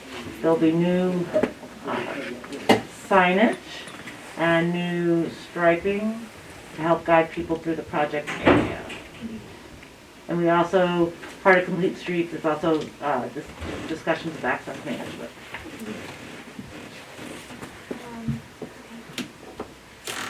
Currently, are there any pedestrian facilities in the area? There is one crosswalk in the area where we park today, across from the church into their parking lot. And that is the only crosswalk that is there today. And we did not add any additional crosswalks to this particular project because the sidewalk is on the east side of the bridge. It ends at Oxbow Road and then ends at, well, there is no sidewalk off the bridge right now. Our new sidewalk will end at about where we were parking, right near the Maxim Drive, I'm sorry. So will that plug into other sidewalk infrastructure? Yeah, so in segment 2, there's gonna be brand new sidewalk on that project and it will tie in on the north side. But not, at this point, there's nothing on the south side because the roadway does not require, there is no sidewalks there, but there's shoulder widths going south. Extra shoulder width. Under going the south. Vermont design standards, are shoulder widths an acceptable pedestrian route in village and low population settings? Yes. And for bicycles. Okay. And then regarding the bicyclists, there was a brief comment earlier about bicycles, traffic on, I believe it was Route 3? Route 7. Route 7. And can you address whether bicycle traffic is going to be allowed in this intersection or not? Bicyclists are allowed through this intersection. This is not a limited access road. Limited access roads do not allow bicyclists and pedestrians. I think I possibly made the comment earlier about limited bicycle access. That section of Route 7 is traveled at a high rate of speed, and when you're traveling north out of Rutland, there's a sign saying bicycles on the traveled route is prohibited. So we're actually cyclists, we're road riders, and we wouldn't think of riding on Route 7 because it's very dangerous. But we do observe that sign, and as far as we can tell, the section between, and maybe somebody can answer this question because it's left unanswered. Is bicycle traffic even legal in between Pittsburgh and Route 7? Well, I think in Rutland City, and this is something that we can look into, or Rutland Town, Rutland City, there may be city or state guidance there, but as far as I know, Pittsburgh allows bicyclists unless there's something in your town plan that does not allow it.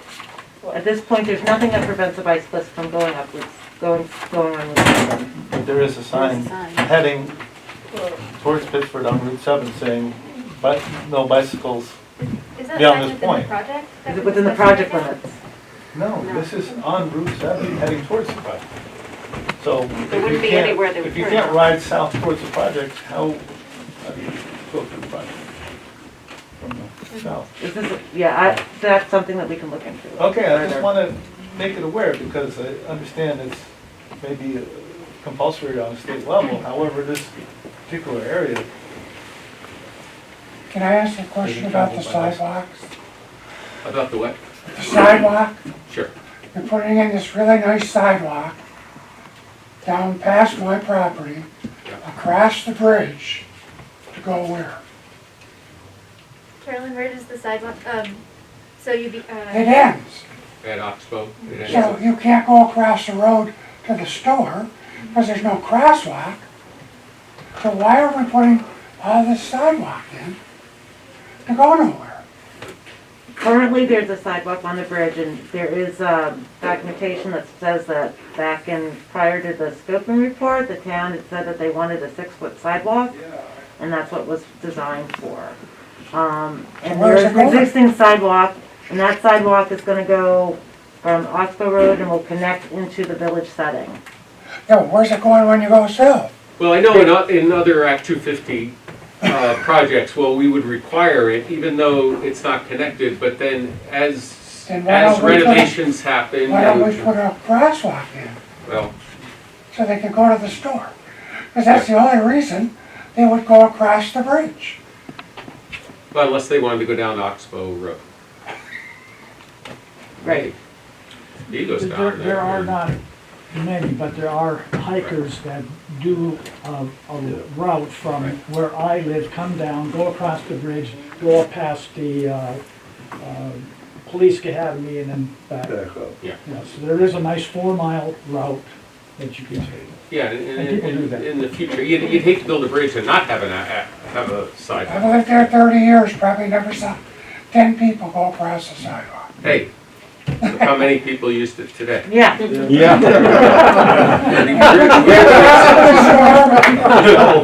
get across to the store from Yeah, we this did. side? Well, we did, but it was only because V-Trans was holding up traffic about a mile away.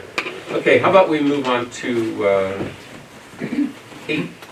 Just real quick on 5, on the, was there a scoping report done on the road? Yeah, Yes. right by the bridge? It was done for the whole corridor in Oh, back in 2000. Yeah. Okay. So those And have, in that That's scoping report, this intersection eliminated the slip lane and perpetuated what, I mean, it's the same design basically, with some minor changes, but it had a through lane and a right turn only lane in that 2000 scoping report. Is that expired now? No. I'm sorry, I did- couldn't hear it. I just wondered if that scoping report has expired yet, because I thought they expired after a certain number of years. I don't know. I'm just asking. I just wondered if the right turn lane assessment was done, because when you're talking about bicycles, obviously you have issues with vehicles turning right with bicycles, because I thought the bicycles were out, but I guess the bicycles You've got are the in. shoulders there. There's Okay. shoulders for the bicycle. Yeah. Okay. Well, I just We're heard, just- we're just trying to figure just this out. curious, so was a right turn lane assessment done? Yes, Okay. yes. Well, we had never seen it. We'd like to, we'll get in touch with you, or we would like to see it. So that plan is in what we submitted. That one plan, that very first one. Yeah, that would be, oh, shed exhibit 7. Oh, wait a minute, that's the whole thing. Yeah, so that did the whole corridor from segment 1 all the way up through Brandon Village. That scoping report.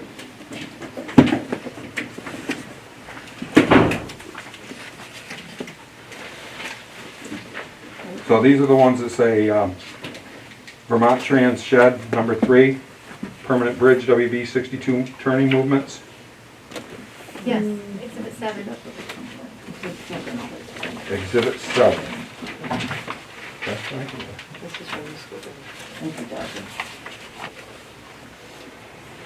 So this is a scoping report for April 2000. Okay.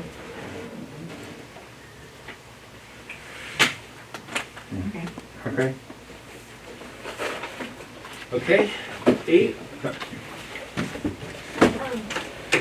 We are prepared to present on 8 today, I just note that it was not in the original notice, so I request an opportunity to supplement if necessary. Thank you. Okay.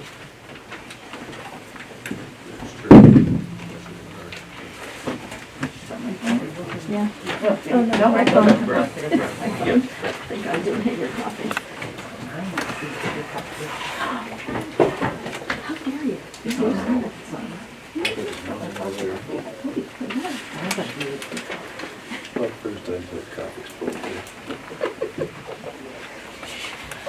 Carolyn, can you just come up here so we can look at the exhibits together? Ooh, this is interesting.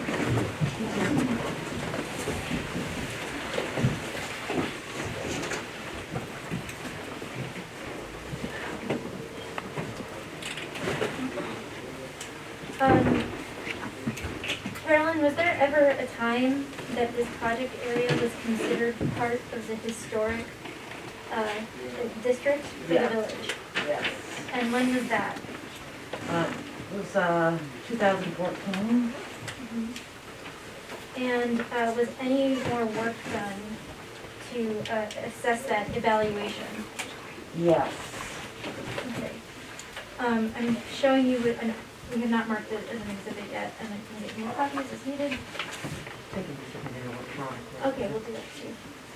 so is that way everyone has a copy. I'm showing you a historic preservation memo. Can you tell me the date of it? It is April 6, 2018. And who prepared this memo? Kyle Obenauer, And is that a V-Trans employee? he is the historic preservation specialist at V-Trans. And are you familiar with this memo? Yes. And what does this memo describe? It describes the grassy island that in January of 2014 that it was a contributing feature of the nearby Pittsford Mills. It was identified that way. However, after further investigation, there are as-built drawings from 1958 that that island was constructed when they widened the structure in 58 and 59. So even though it's 50 years old, it's very common in design, materials, and engineering, and V-Trans determined that the traffic island at that junction does not possess any qualities of significance necessary for inclusion in the Vermont State or National Register of Historic Places. And it also indicated that the current boundaries of the Pittsford Mills Historic District end at Furnace Brook and do not extend to the traffic island. Okay. I'm just going to direct your attention, everyone's attention, to your pre-filed testimony and the exhibit that we marked as CODA 2. Can you tell me what this is? This is actually the project reconstructing part of Vermont 3. And you can see where it intersects with 7. And you'll notice that there's no island there. And what is the date for this? Oh, it's 1930. It was 30. I have in my testimony. In the 1930s? In the 1930s. Okay. Can you flip over to the next page? Exhibit 3, please. And can you tell me what this is? This was the reconstruction of Route 7 in 1958. It was advertised, and this was to add on, reconfigure the Route 7 bridge and roadway. And there's no island on that depiction. okay. If you can keep turning pages. And this is the actual layout that shows where what their design was. The red lines are actually the as-built lines, but you can see the island there that they constructed in 58, 59. Is that consistent with the memo regarding the age of the specific island that we're discussing? Yes. Okay. Let me see those. And then, has V-Trans opinion regarding the historic status or lack thereof of the island been reviewed by any other agencies? Yes. And I'm showing you an exhibit that we will be, oh, I think it's already submitted actually. An October 26, 2021 letter. And can you tell me what this is? This is a letter to Kim Lechko from the Division of Historic Preservation, Lord Treshman. I believe they have made an assessment on that. They were invited on site to the project, as indicated by Mr. Conway. And in this letter, they have determined that the island is not historic, specifically for the aspect of criterion 8. We don't have that. It's I have- online, it was exhibited yesterday. We were working on it. And it Again, also- my point, we just can't keep up with this. It's just, can we get a copy of that or see it or? Yeah. You're welcome to pass that over, you can have that copy, we did already. That I currently have no further presentation on criterion 8. Oh wait, no, I do, I'm sorry. That's the historic aspect. Do we want to address aesthetics at the same time? Or do we want to talk about history and? Yeah, no, let's do them both. Let's, about the island, or the green, or just in general That was aesthetics. Yeah, okay, specifically- no, let's do it all. Okay. Carolyn, there was Did you attend a meeting last week with the Pittsford Select Board? Yes, And did we discuss aesthetics of the bridge with them? yes, we did. Can you explain what the railings of the bridge are proposed to look like? The new railings are going to be a concrete rail with box beams in between. It's one of our, considered as a TL4 bridge railing. This, because this is on the National Highway system, needs to meet certain criteria, and this is a TL4 railing. And we use it a lot in historic settings, and I mentioned that this morning. And did we have, at the meeting, did you discuss any possible changes to the color of that railing? Yes, I did. And are you willing to work with the town to come up with an agreeable color? Yes, I am. And then, did we discuss decorative lighting at the meeting? Yes, we did. And can you tell me what your understanding was that V-Trans committed to with regards to decorative lighting? We said that we would consider doing that if the town wanted the decorative lighting, that we could do that, as long as it didn't look like Proctor, And why don't you want it to look like Proctor? because it's too illuminated. And then what would the lighting that we're proposing look like? I would propose a couple different, I would provide the town with a couple of choices. They could select what they want, and that's how we would go from there. And is that lighting consistent with other, have you used that lighting scheme in other historic district areas? Yes, I have. No further questions. And did those lights meet the dark sky standards? No? Just Yeah, down? yeah, we just recently installed some in Orleans Village, a couple of years ago, and they look really nice. And they've been pretty happy with that. You know, it's kind of a village setting. We also discussed some preemptive lighting for emergency vehicles entering onto Route 7. Yes, we did, and I agreed to look into that and figure out how to And get that into our also plans. talked about having some warning lights, because they're eliminating the lights down by the bridge. At the top of the hill, warning lights up there that would slow traffic down. Slow traffic down as they're coming north.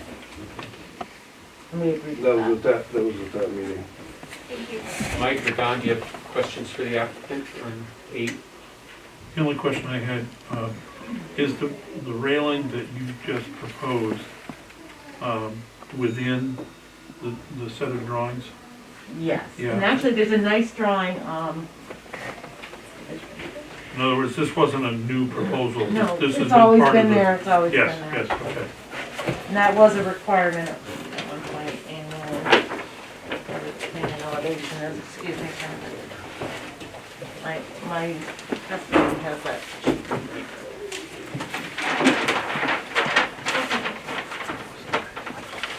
Always got to be able to read upside down.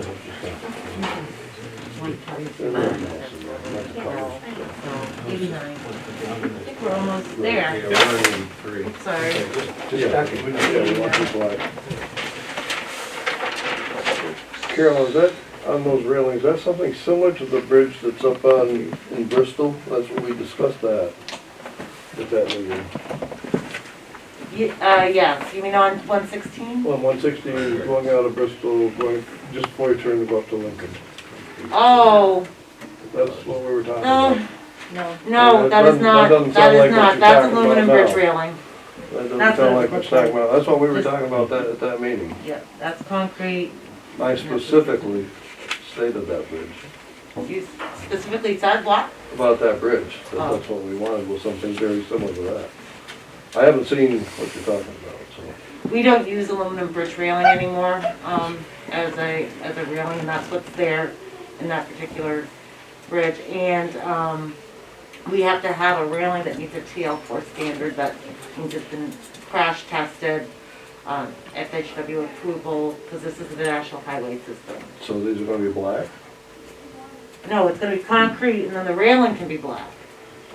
if that's what the town wants. You talk Black, about anodized black. anodized black, it can be black, it could be purple, whatever color the town would like. Okay. Yeah, and what we would do normally is that the lighting that we Will decide match to the put on that would match whatever color you wanted on the railing. I don't think we want to get into the color discussion. No. We'll let these guys work it No, out. I'm just saying.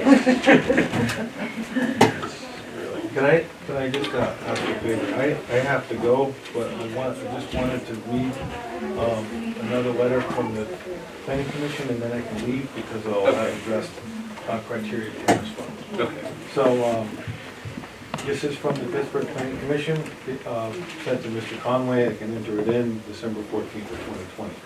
It is the privilege of the Planning Commission to have the party status to overlook, protect, and preserve historic landmarks within the town of Pittsburgh. Pittsburgh Planning Commission has reviewed the documents and evidence presented at the September meeting. These documents include historical photos, maps, alterations. It is the position of the Pittsburgh Planning Commission that the historic green at the junction of Route 3 and Route 7 is critical to our identity, history, heritage of the town of Pittsburgh. The Planning Commission is firmly against the state proposed removal of the historic green. The state held a public meeting on February 18th of 2016 and has since changed the plan without any additional information to the public. The newly proposed roadways, which include the removal of the historic green, pose a serious safety concern for residents of Pittsburgh and commuters alike. The historic green has been a landmark in the town of Pittsburgh for almost a century. I understand it has possibly moved, but it has been there for a century. It is the position of the Planning Commission that the removal of this historic green is in direct conflict with the town plan on 4 counts: preserving Pittsburgh's historical structures and locations, preserving Pittsburgh's natural resources, public safety, preserving scenic integrity. In conclusion, the Pittsburgh Planning Commission strongly opposes the plan to remove the historic green for a multitude of reasons. Multitude of reasons of removal of the historic green would be against local designations of the village center and historical properties. The state proposed plan is in direct conflict, and that's it. So, thank you for allowing me to do that. And we have to go, but I very much thank you for your time, respectfully, and thank you for paying attention to us. Thank you for taking the day off and spending your time as well. Take care, guys. Yeah, bye-bye. Thank you. Yeah, Mr. Conway? Yeah, Mr. Chair, just real quick, as I said, I hadn't seen this.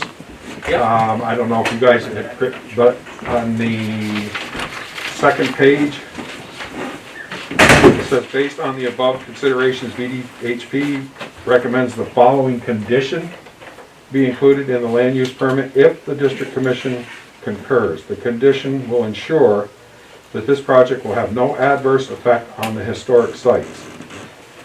And then it says, the Vermont Agency of Transportation shall have a structural engineer with historic masonry experience monitor the condition of the William Shaw store and implement any recommended protective or monitoring measures. If any new conditions are identified as a result of the construction, the Vermont Agency of Transportation shall address them according to the Secretary of Interior standard of treatment of historic properties. I don't know if this man sitting in front of me here, this is Al Maxim, he's the one that owns that. Have you seen that, Al? I haven't seen it, Okay. but I would like to add that I've met with V-Trans since 2013. I probably had 6 or 8 meetings with them. And I've never met with the same people. So whenever anybody comes, they're not aware of what you spoke about in the first meeting. So about the second meeting, they came down and we talked about purchasing my property. This is with the 2015 bridge plan. And the reason was they didn't have room with my property being there or their historical village green being there to build a temporary bridge. And then they decided that they couldn't buy either one of them because they would lose their federal funding if they destroyed a historical piece of property. So then we met with the state historical people. They determined that the green and my building was historical, even though my building in 1901 burned to the ground. There's nothing left to it. They rebuilt it, but yet it's still historical now. So then when they decided there was no way they could tear that bridge down in 3 sections, we need a temporary bridge. So where are we going to get the temporary bridge? We either have to buy Mr. Maxim's property, or we have to destroy the village green. I want $400,000 for my property. The village green they can get for nothing. That's why the village green is out. So it changes where whoever you speak with, and they decide what's historical when they need it or when they don't need it. So that's where you are with V-Trans and the state of Vermont. Okay, Mr. Conway? Yep, just to follow up, we met the historic people down at the bridge, Gothier and Dylan and so forth, the historic from the state peoples. And anyways, yesterday I got a phone call mid-morning saying they said they'd get back to us in a week. I think we met with them October 7th. They didn't get back to me. Did they get back to you, Al? No. Okay, so this phone call said we would be getting something from them, and I'm assuming that's probably what this is, because this has a date of October 26th, 2021. I hadn't seen it. So I guess the commission, what they're saying is recommending a condition. And here, Al, this is probably going to concern you more than it does us. Okay, now, do you have more on 8? Mr. Conway, July, or- yes, I do. Okay. I would just like to make it clear that V-Trans has no objection to the conditions that were requested by the State Historic Preservation Office. And I have no objections to the condition either. Do I proceed, or? Yes. Okay. In my notebook here, page 8A, got a date of January 6, 2014. And this is from Caitlin O'Shea, Historic Preservation Specialist, Vermont Agency of Transportation. This was removed from the scoping report dated 2015. I've completed the historic resource. I've highlighted it to make it quick. It is located within the Pittsford Mills Historic. Is everybody with me, or I'm sorry? Okay. Pittsford Mills Historic District with adjacent historic properties. Please note that the green space is considered a contributing feature of the historic district. The properties have been identified in an ARC map. The railing and approach of the new bridge will need to be compatible with the historic district. We maintain that the approach is not compatible. Caitlin O'Shea, Historic Preservation Specialist. And then if you go over to the next page, Exhibit 8B, this is the ARC map from Caitlin O'Shea. And if you look, it's illustrated with a purple arrow pointing directly to the green with historic designations being highlighted. And it has a sheet date of 2/17 dated 4 December 2014. Which I think is in conflict with what I just heard from the state's presentation. Then we'll move right over to 8C. This is to the District Environmental Commission from the Historical Society in Pittsford. Pittsford Historical Society supports the 2015 plan for the redesign of the new bridge and exiting road configuration on US Route 7 at the intersection with Route 3 and Oxbow Road in the Mill Village of the town of Pittsford. The 2015 plan considered the historical aspects of the area, which is within the state designated historical district. The current final plan significantly departs from the 2015 plan. We believe the final plan dismisses both historical and safety concerns in the 2015 plan. We encourage support of the 2015 plan versus the current plan. Pittsford Historical President William Powers and Ann Pelkey. And then we'll move to 8D. We're going to need that photo. These are two photos depicting the dam that went across the Furnace Brook. At the site visit today, I believe everyone was able to see the remnants of the dam in that area. On the west side. On the west side, yeah. And if you look at the bottom picture, this roadway design is very similar to the road 100+ years ago. The bandstand was removed sometime after the construction of the bridge in 31, I believe was the date. However, I think there's a very good illustration, and we do have a colorized photo on the whiteboard of this same exhibit, just a little larger for the commission to see. Then we'll move over to 8E. These were provided to us by the historical preservation people. There were exhibits that they put in. The top one says 1960 photo of the bridge location. Note the absence of gas pumps. I don't know, I didn't notice it until we were putting it together, but the top is not, that's not a 1960s photo, because that's the new station that we built in 1997 to replace the old mobile station. Then the next one below is Pittsford Mills, which is an 1870 map of the bridge location going over Furnace Brook. Again, illustrating the location. If we flip the page, 8F, this is an 1869 location showing the location of the bridge. Same road pattern. In the 1860 location at our place, it shows the R.S. Meacham store, which was very, very close to the road at that time. Again, you can see the roadway continuing down Route 3 today, and then to the right to go on 7. Then over on the next page, 8G, this is from the Pittsford Historical Society publication Now and Then, showing the mill pond. The next one down is Shaw's Store with the covered bridge. That would be on the north side. The next picture is the bridge that replaced the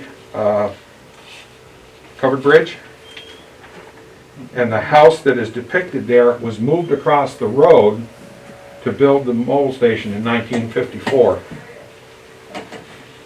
And then there's a little poem in there. It's kind of quaint, quite a part of quintessential Vermont. And then this is 8H, are the delineators that Carol sent me to give me some sort of a representation. That is not Pittsford. This is, yeah, I don't know. Carol, do you know where this photo came from? I have no idea. I don't know what you'd do if you got in there, would you? You're stuck. But you said you could run over them, right? Are those just reflectors on there? Yeah, the two like rectangles. Mm-hmm. Yeah, those would be reflectors. Okay, back to more serious here. Obviously, Carol says it's not in Vermont, and hopefully they're not going to be. I would like to state from our position that this is clearly not in harmony or character with a designated village of Pittsford. They don't exist anywhere that I know of in Pittsford.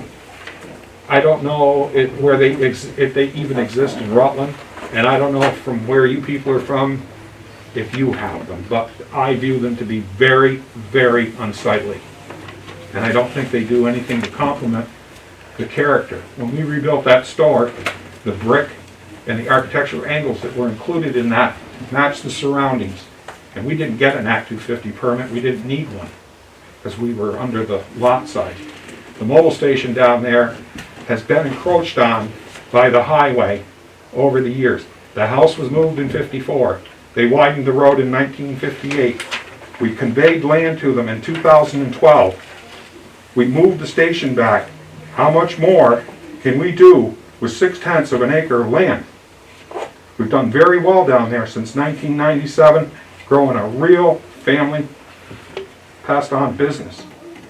And it's going to be very difficult to do that with this proposed design.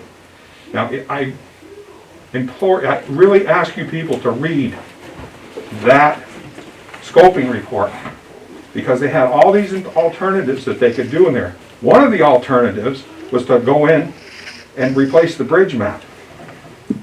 They said, no, that's not a good thing to do, because you're not going to get the bang for the buck. Jeff, And I I guess I'd understand. just stop you Yeah. and just say, you know, we can only look at what's in front of the plan Yep. that they're suggesting. I understand. You know, and I know that, you know, you could, people in town might Yep. preferred another 10, but that's not the plan that we have. This is the plan that we have in front of us.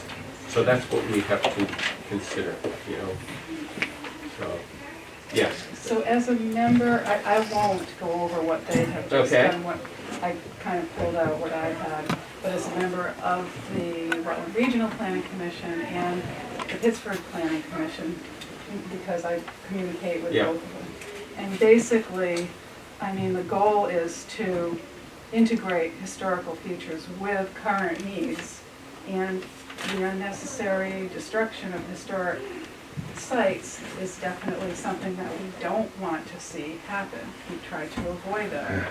And in this case, the removal of the green, of course, and in the picture you can clearly see that that green was there.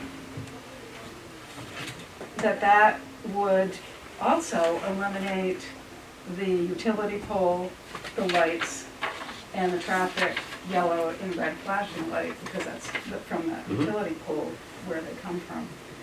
So we are also applying for a historic marker for that area. We've been doing that with the Planning Commission.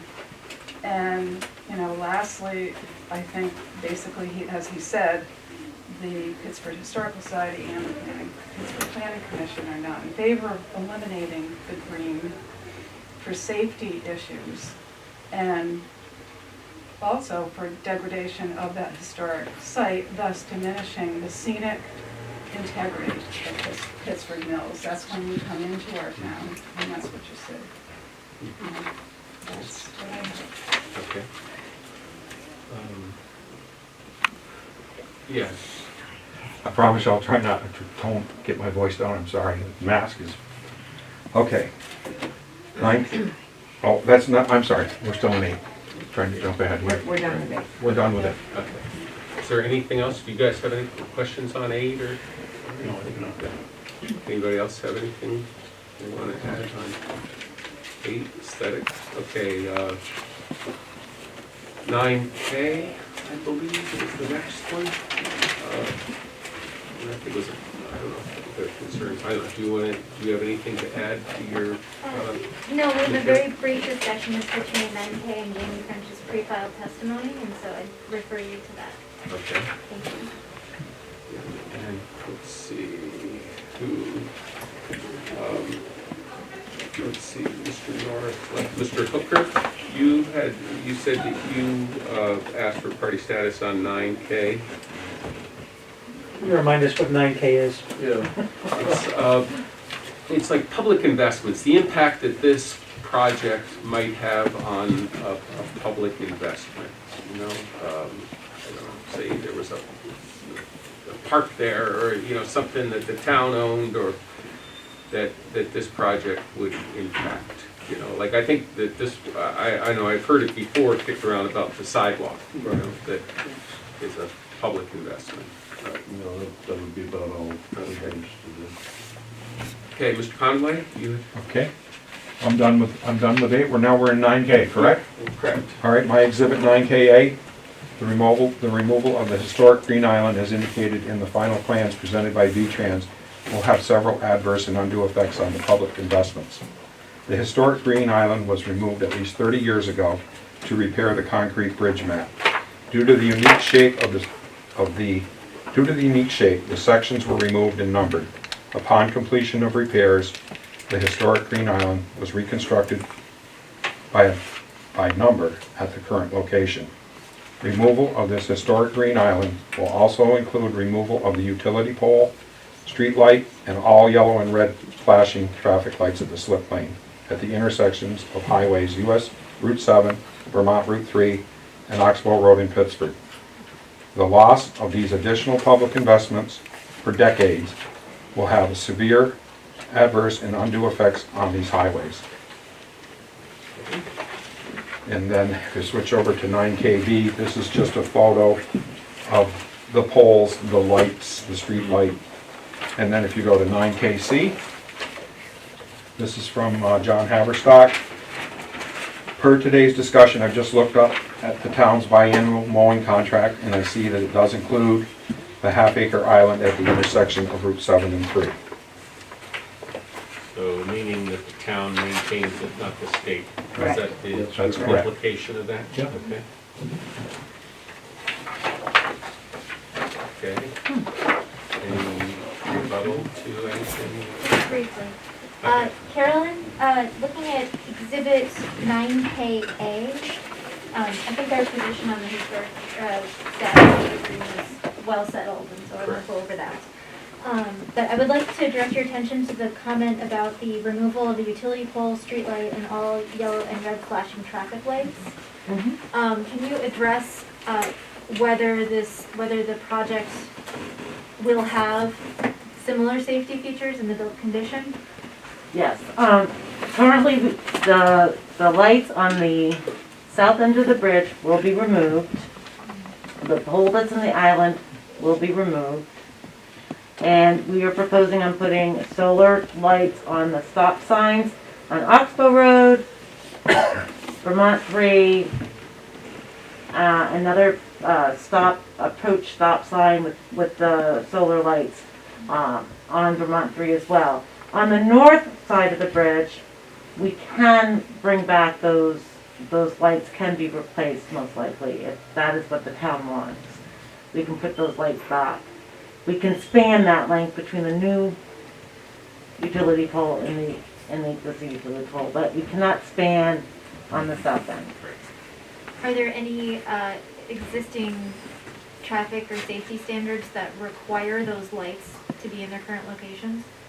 My understanding is that the town, I think at some point requested those lights many, many years ago. The state does maintain those lights. The state owns those lights. Okay, thank you. No further questions. Okay. Hey Jen, how are you? I think that's all the One question on that. Okay. Would that be illuminated, right now where that pole is, the actual thing is illuminated. Right. So is there gonna be any means to illuminate that intersection? We're gonna put lights on the bridge. Other than the bridge? Because the bridge is a separate thing from the actual intersection. No, well, the lighting on the bridge will light Will that that sufficiently intersection light because that the light would be there. Okay. Otherwise, the street light would be on. We would have We to figure that out because we currently, currently have a street light. and there's an issue that we would have to replace that.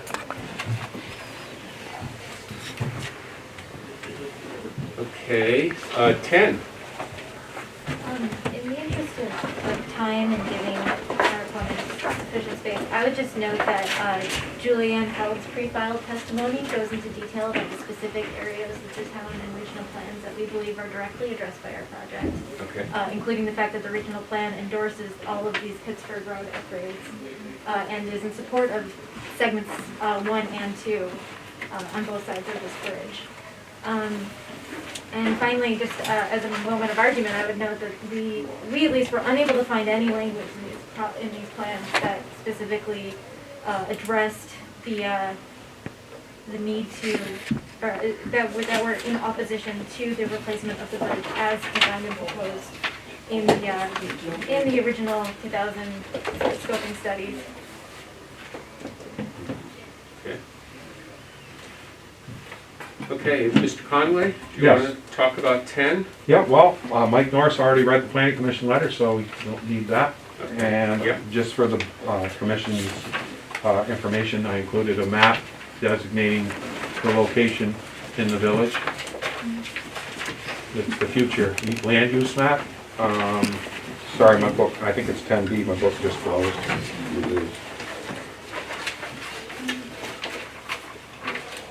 Yep, 10B, future land use map.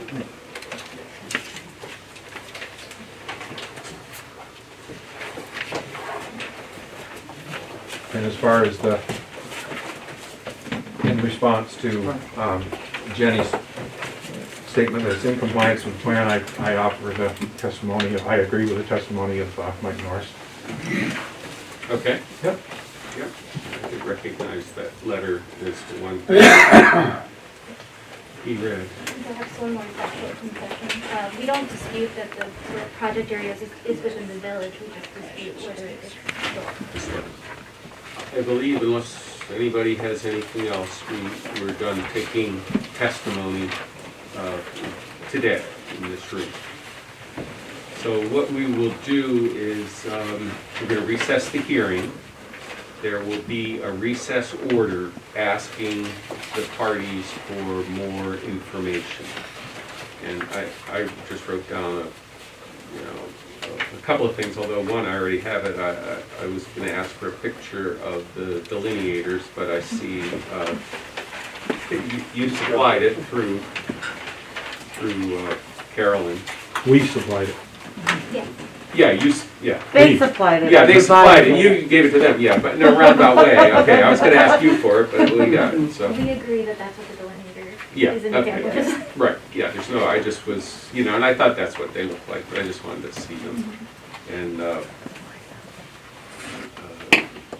the right turn assessment, there was talk here that you were going to provide the right turn assessment for Montrans. And I didn't write down a lot of other things, but I'm sure there will be other information like Mr. Norris's materials that he mentioned, that he asked to submit, and if he cares to submit the petition. So that will be sent out, and then the parties would have a chance to respond to that. It's like, that's testimony, so you get to rebut it or to give your opinion on it. And so there will be time for that.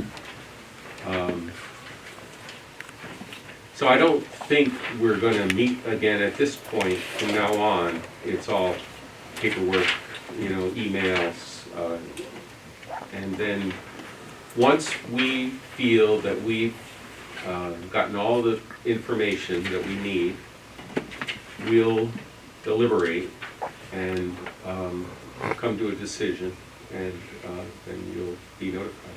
We'll issue our decision.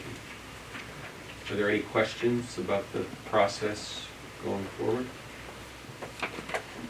I actually briefly, I know this is a minor, and so please forgive me if I'm getting way too complicated. Is there going to be any legal briefing or concerns about that? Legal briefing. I mean, if there's any legal positions that anyone is taking.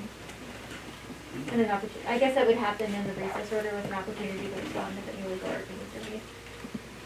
Yeah, I don't know that I really totally understand your question, but. But in other words, are you asking if a citizen of party status was to have an attorney submit a brief on any particular topic considered today, that you would have an opportunity to rebut that? And certainly you would. Yeah, you would. Yeah. Yeah. Yes, yeah. Well, you'll have, all the parties will have a chance to rebut all the information we get from the recess order. Yes. Yeah. Question, Yes. given just logistics, given that we've been told by V-Trans that they would like to go out to bid at a certain point and would like to start construction at a certain point, and people are wondering when the construction and disruption that'll go with it, when will that begin? My question is, do you have any anticipated timetable of how long it'll be to gather information and rebuttals, and then to deliberate, and then to issue a decision? Do you have any idea at all? I can only liken it to the whole supply chain issues. Yes. We're all going through. Yes. No, I can't give you Okay. a timetable on that. It's just, we'll do the best Of course. we'll do the best we can. And it's all the timeliness of when we ask for information. We might even have to, in some cases, we have to have another recess. You know, we just didn't get the information, they didn't get what we were asking, and we have to ask again, or whatever, you know, so. Okay. No, I'm sorry, but, anything else? Well, I want to thank everybody for taking time out of their day.